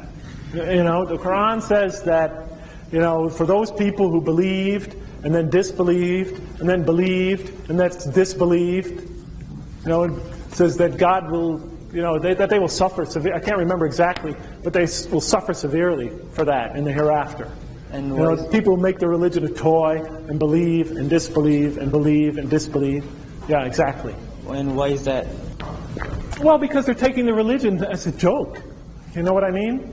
They're not being sincere at all. They're using the religion for their own gains. They believe when it's convenient. They disbelieve when it's talking about certain people who believe when it suits their material purposes and then disbelieve when it doesn't. Are you following me? And then believe. So they're actually making their material, their personal worldly needs, they're putting that before the worship of God. They're manipulating religion to serve their worldly needs, which is, you know, exactly the opposite of what it should be. Are you following me? Yeah, but you said, I think in the last lecture, that you have to experience it spiritually. So, I mean, the sister, she said she wants to experience spiritually over Islam, over Christianity, over Judaism. So she really wants to experience it, not, she just doesn't want to make it a toy, but she really wants to experience it. Oh. So well, I think, you know, I can't tell her what to do. You know, if she would like, you know, I'm saying that, you know, the most important thing is not taking it as a toy. You know, I can't reach into her heart and know what her motivations are or what she's going through. I would probably have to talk to her about that. But you're asking me to answer way beyond what I could do just standing here listening to your question. But the most important thing is don't take a religion as, you know, the Quran is telling us don't take the religion as a sport. You know, don't take it as something lightly. You know, these are serious matters. And don't, especially, use religion to serve your needs. Rather, you should serve God in your pursuit of religion, not the other way around. Make God serve you in your pursuit of worldly gains. Okay? Yeah. Assalamu alaikum, this letter says. Yes.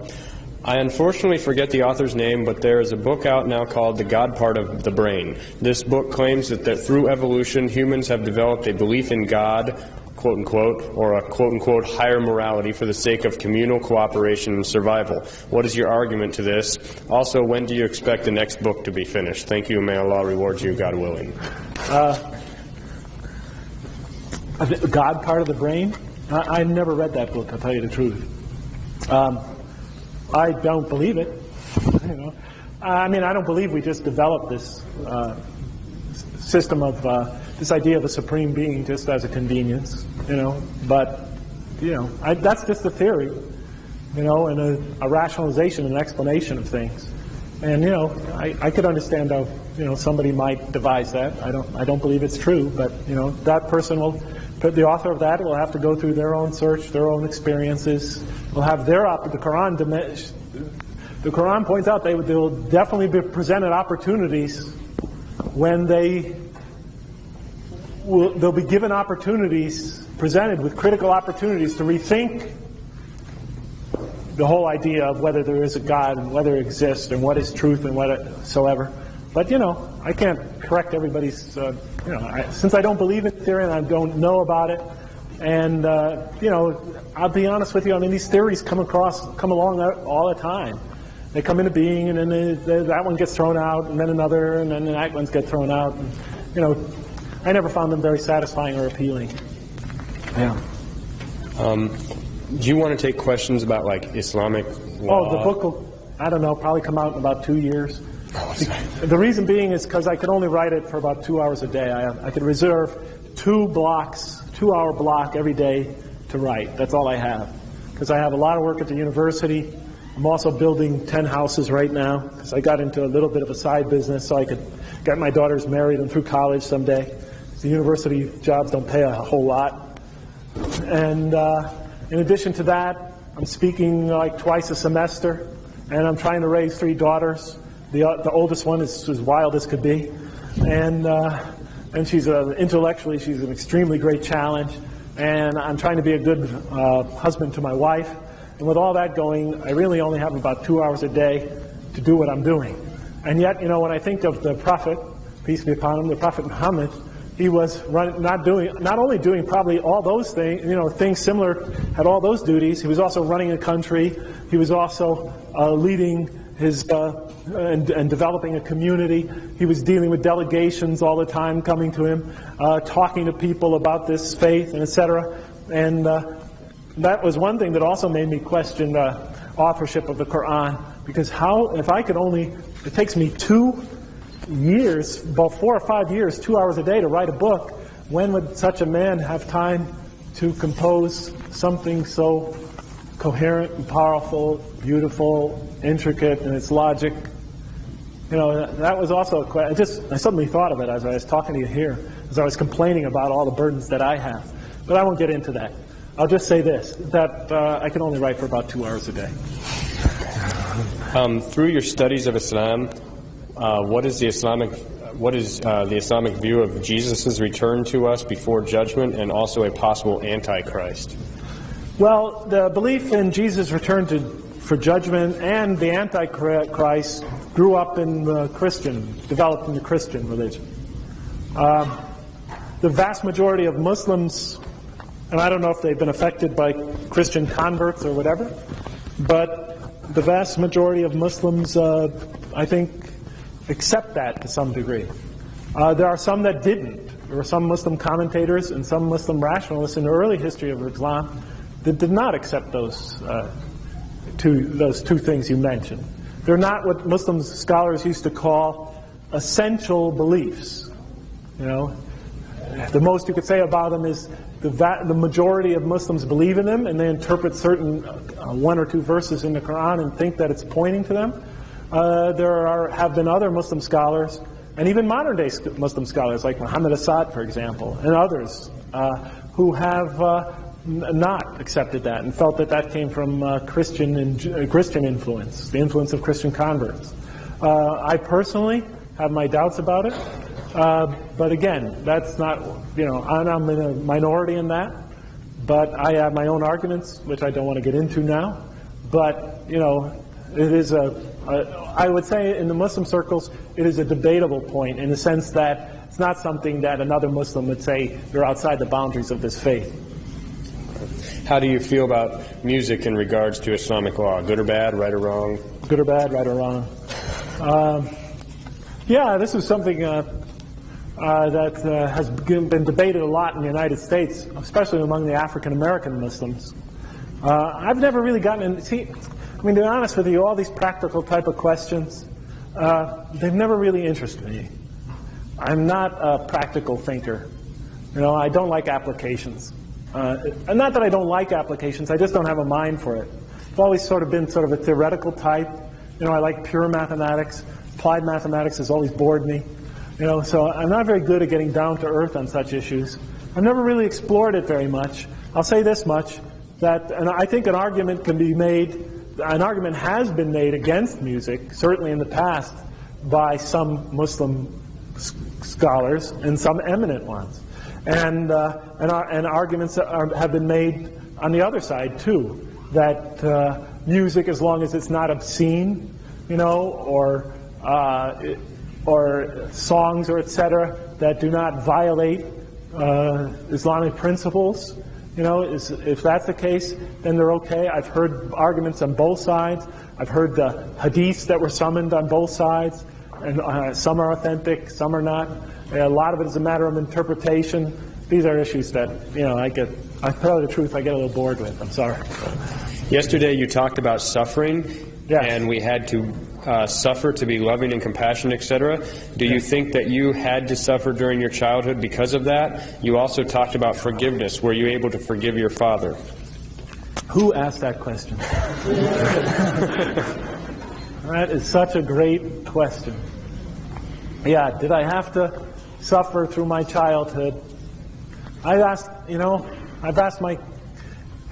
You're asking me right now, and now I'm asking myself for the first time. I don't know, I just never really thought of it. I guess so. If I never had that childhood, I would have never come to know whatever I've come to know. Definitely. As you ask me that right now, I don't even resent having the childhood I had.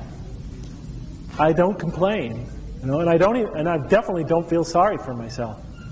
I'll tell you the truth, I'm glad. I thank God I had the childhood I had, because it has taught me a lot. And I think if I hadn't had it, having the way I'm thinking I had, I would have never really probably discovered God again. But those questions that burned inside me, they've made me what I am.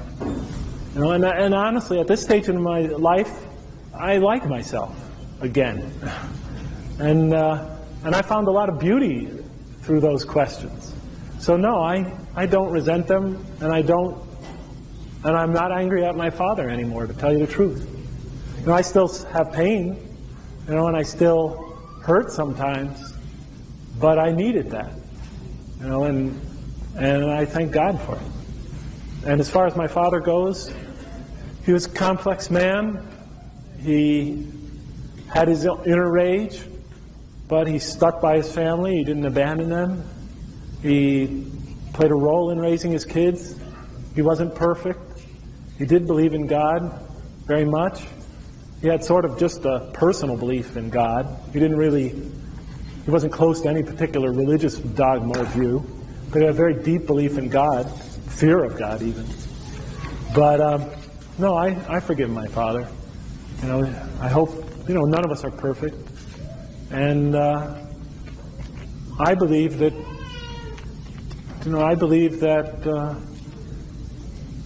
he was all, as hard as he was, as much pain as he caused, I'm not angry at my father.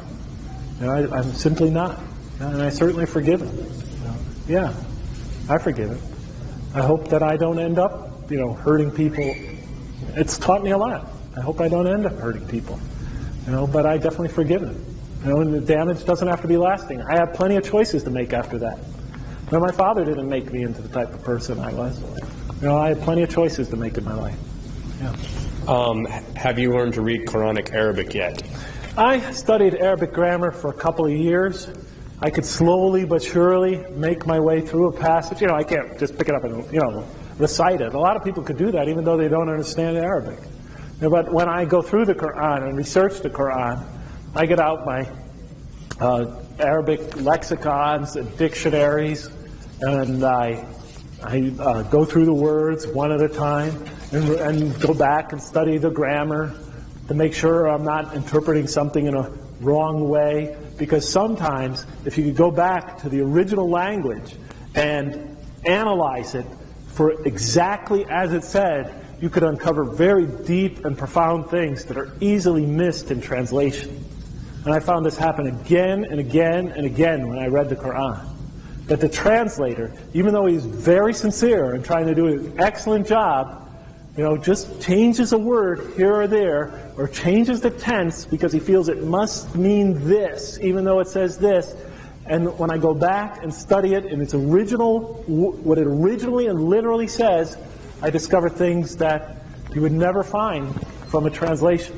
So, and I hope someday that I hope that I get stronger and stronger in my knowledge of Arabic and grammar and my research abilities, but I'm not fluent in it. I only have sort of a literary skill where I could read it and analyze it very slowly and very methodically. Sometimes it takes me a day or two to analyze a single verse, and sometimes weeks. Yeah. This question, I'm not sure what it means, but it says, you are a Muslim now, I suppose.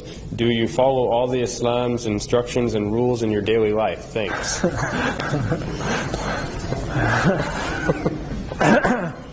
Yes, I suppose I'm a Muslim. Do I follow all of them? I don't know. I'm not holding myself up as a perfect person. I don't know if any of us follow all of them. What we're supposed to follow. But in terms of the, I think you might be referring to the rituals and the major practices and things that we Muslims are supposed to live by. I do the very best I can, and I do my very best. And when I fall short, if I fall short, knowingly or unknowingly, I hope God will continue to help me and guide me and have mercy on me. Could you maybe just one quick thing? A lot of people here may, I'm not sure if we'll see again, maybe just one discussion of what Islam and Muslim, what those two terms mean. Because I think a lot of times people categorize religion as this religion, that religion. If they could at least know what those two terms mean, it might help also to Islam? understand. Yeah. Islam means self-surrender, surrender, capitulation. You know, when I became a Muslim, I felt I surrendered. You know, I surrendered to an irresistible truth. I surrendered to myself, to a God that I had resisted all my life. You know, I surrendered to a truth that I maybe fought against and denied. You know, so it means sort of like a peaceful surrender to peace, an acquiescence to mercy and to truth and to God. You know, so, you know, self-surrender is what Islam literally means. A Muslim is from the same root, you know, the same Arabic root that surrender comes from. A Muslim is one who surrenders himself to God. Thank you. I can't read the first part, but I think the second part of this is a lot more interesting. And one thing you've already answered also. Say one has accepted the oneness of God through reasoning. Does the Quran tell the person to also reason with the commandments in the Quran, such as prayer, etc., or simply obey it? Boy, I mean, how do you reason commandments? I don't, you know, I'm trying to think. Does the Quran tells you always to use your reason. I mean, definitely. You know, but, let's see, does it tell you to reason about the commandments? I know it tells you to reason about faith, you know, and belief, and about God and your relationship to God. You know, but the Quran, I think, doesn't present its commandments as debatable points. Are you following me? So I would say, you know, it presents them as commandments. I don't think commandments are by definition something that you're supposed to debate or, you know, reason. Not that, you know, you don't use your reason when you approach them. So, for example, there's a verse that tells you that when you prepare for war, multiply your horses among, you know, gather up your horses to drive fear in the hearts of enemies known and unknown. You know, to act, in other words, to act as a military deterrent, because in those days, cavalry was something that, you know, drove fear into the hearts of your enemies and would prevent them from attacking you if they thought you had a powerful cavalry. Well, today, I mean, a Muslim leader taking his army into battle, I wouldn't think he would say, do we have the horses? You know, gather up the horses. What happened to the horses? We got the tanks, we got the submarines, where are the horses? You know, did anybody get the horses? You know, no, I don't think so. I mean, so in that sense, you do use a certain amount of reason. You know, you understand that these were revealed in a certain context, but they might be able to be generalized to another context. Now, when the second caliph, the second successor of you know, after Abu Bakr, the first leader of the community after the Prophet, after him came a caliph by the name of Omar. And there was a time of severe famine and tremendous strain on people and widespread poverty and starvation. And during that period, the Quran has punishment, you know, stipulated punishment for theft. Well, during that period, Omar rescinded the punishment. Because because in his thinking, he felt that it would be, people were driven under the abnormal strain and conditions that they were under in this severe famine. They were driven to, maybe because of the facing of starvation and their fears, to do acts that they would normally not do. So he lightened the sentence and punishment in such a case. So again, he used a certain amount of what you would call in Arabic ijtihad. You know, personal reflection and thought and reason. You know, so when you ask me that question, I have to qualify it. You see what I mean? Yes, I mean, there are commands, but there are always issues of context, whether you're following the spirit of the revelation, whether what you're doing is accomplishing the purpose that that it's pointing to. Are you following me? I'm going to kind of paraphrase this. I think I know what they're getting at. Some of these questions just don't have yes and no answers, in other words. The message of being, believing and doing good deeds is seen in the Quran that this is just not enough, that that there must be an adherence to this oneness of God, and that this won't be forgiven. It's the only thing that won't be forgiven is association, shirk. Yes. So why is that such a big deal if really just believing and doing good deeds, from what you have said earlier, is really... believing in one God and doing good deeds. You know, that's the formula throughout the Quran for success. For those who believe and do what is right, they will have an unfailing reward. You know, so that is much stressed. There is a verse, there's a verse in the Quran that says, "O you who have sinned against yourselves, never despair of the mercy of God, for God forgives all sins." But yet there's another verse that says almost the same thing, but it says the one sin that will not be forgiven is the stubborn and persistent denial, conscious denial of truth.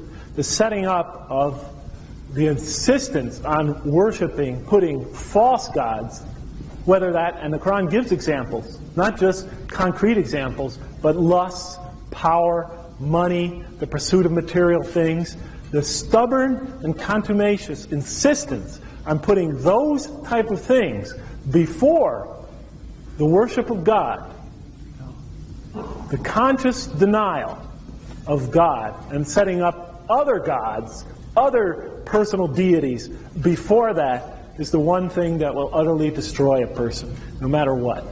And it's obvious why. Because if we are going to come to know and relate and experience God's being and beauty and etc., then if we do that, we've utterly destroyed. We've taken the absolute antithetical lifestyle to what we're supposed to achieve.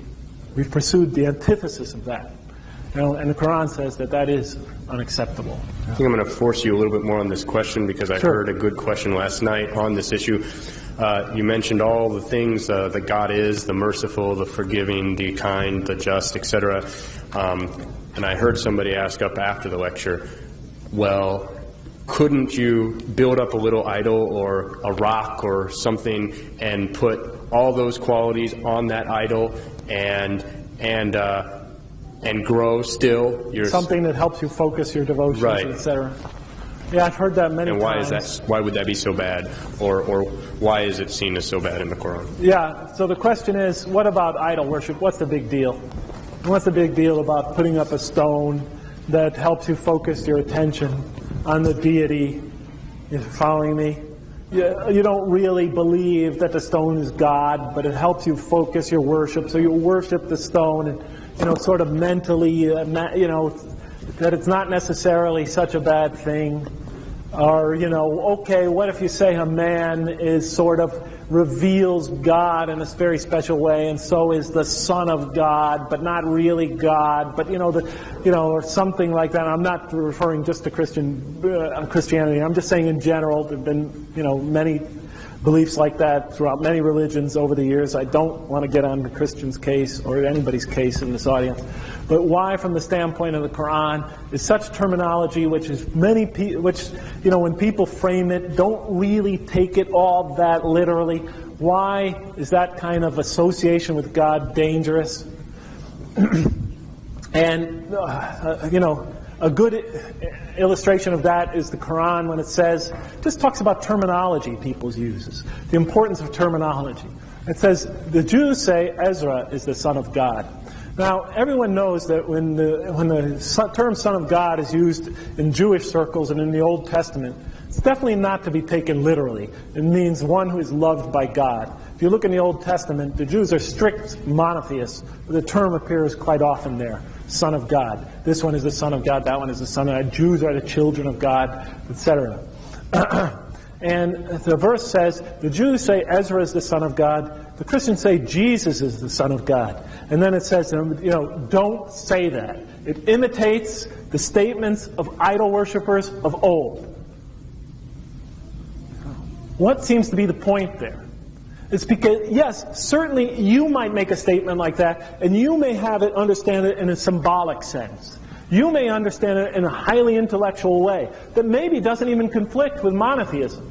But the problem is that when others start hearing you preach that statement, if others start adhering to that statement, others may not take it in the same way, may not at all understand it in the same way you do. It's easy to degenerate those sort of statements, those sort of dogmas, into becoming simple and unadulterated idol worship. Are you following me? It's very easy to corrupt such notions. I'll give you an example. Maybe I will like to pray to that sign, right? Just so I could focus my attention on God, and every day I'll worship that, and to show my love for God, I will bring over here food and everything every day, and put flowers around it, and make it the object and purpose of my worship, the attention of my worship. And then my children might start doing the same. My children say, Daddy, this is what the religion is about? Yes, this is what the religion is about. We focus on this. And my children might do it in a very primitive way. Okay? And they may understand it in a much more primitive way. And then their children may start seeing them doing the same. But the problem is that the more you do that, suddenly it starts to seem ridiculous to people. There's a lot of people who are sincere in their desire to follow the truth, who start doing that and seeing that and saying, that doesn't make any sense. And instead of that becoming something that could bring someone closer to God, instead it becomes a barrier between people and belief in God. Are you following me? So whenever you corrupt religion in that way, it could actually work against the benefit of humanity. So that people, through use of such terminology for devotion to such idols, eventually the religion and the faith can become totally ineffectual. Especially as people advance and gain in knowledge. Among primitive people, they might just accept it. But as they become more mature, and as they're exposed to greater learning, they look at that and they become totally adverse to it. What is this primitive stuff we're doing over here? This is embarrassment. Bowing down to rocks and stones? What? It's only an object. This religion is crazy. Look in the West. How many people have left their religious traditions behind? Because they say, this doesn't make sense.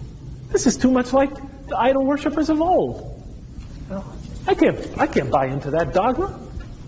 The problem is when we develop our own means, we corrupt the truth, corrupt monotheism.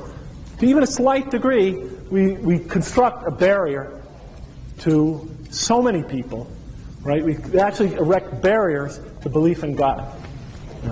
I don't know if I did a good job of that, but I'm running out of gas. Appreciate it. There's one question here you already answered, and then somebody just asked had he done Hajj before, and he said last night that he had been on Hajj. You said that people who do righteous deeds according to what they know will seek heavens. I think it's just saying are seeking heaven. Then does that make ignorance a sin from a Muslim's perspective? I'm not sure what they're asking. Is ignorance a sin from a Muslim's perspective? How about we keep it there? Yeah, and so, a couple of times the Quran says that you are not punished for what you do in ignorance. You know what I mean? But it has to be true and sincere ignorance. Right. There are people that are just not exposed to certain truths. And when they're not exposed to certain truths, they do not reject them consciously. But it is the conscious, stubborn rejection of truth from which we suffer. So you take someone like my mom, she wasn't really quite sure what the Trinity meant to her. She really didn't. When I would ask her, what does it actually mean? She would just say, it's a mystery, Jeff. It is a dogma of our church, but it's a mystery. I don't know exactly what it means. But I know there is a God, and there is one God, and I love that God. Are you following me? And yet, she had this sort of mysterious assumption about the Trinity that she didn't really know what it represented. But from a Muslim perspective, and I'm not trying to attack Christians here, from a Muslim perspective, if what my mom knew, believed, because that's all she's ever been exposed to,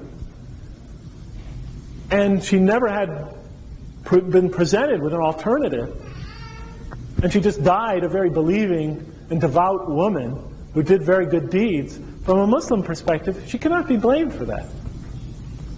But if I came to her, and started to, discuss things with her, and I made it plain what I think, and God only knows what, how good a job I'm doing, and what her capacity is to understand what I am saying, and etc. God only knows. But, if at some point she sensed a truth in what I was saying, or even a superiority, she sensed that what I was saying made more sense, seemed more real, seemed more accurate than what she believed, but she stubbornly clung to this because she was afraid that her husband would reject her, or that all her friends would mock her, or something like that. She was, feared the personal, material, and social price she would pay by even considering this. And only God knows whether, she really would have done that or not. If that's it, then I would say that, when a person does that, they're doing damage to themselves, definitely. They're doing grave damage to themselves.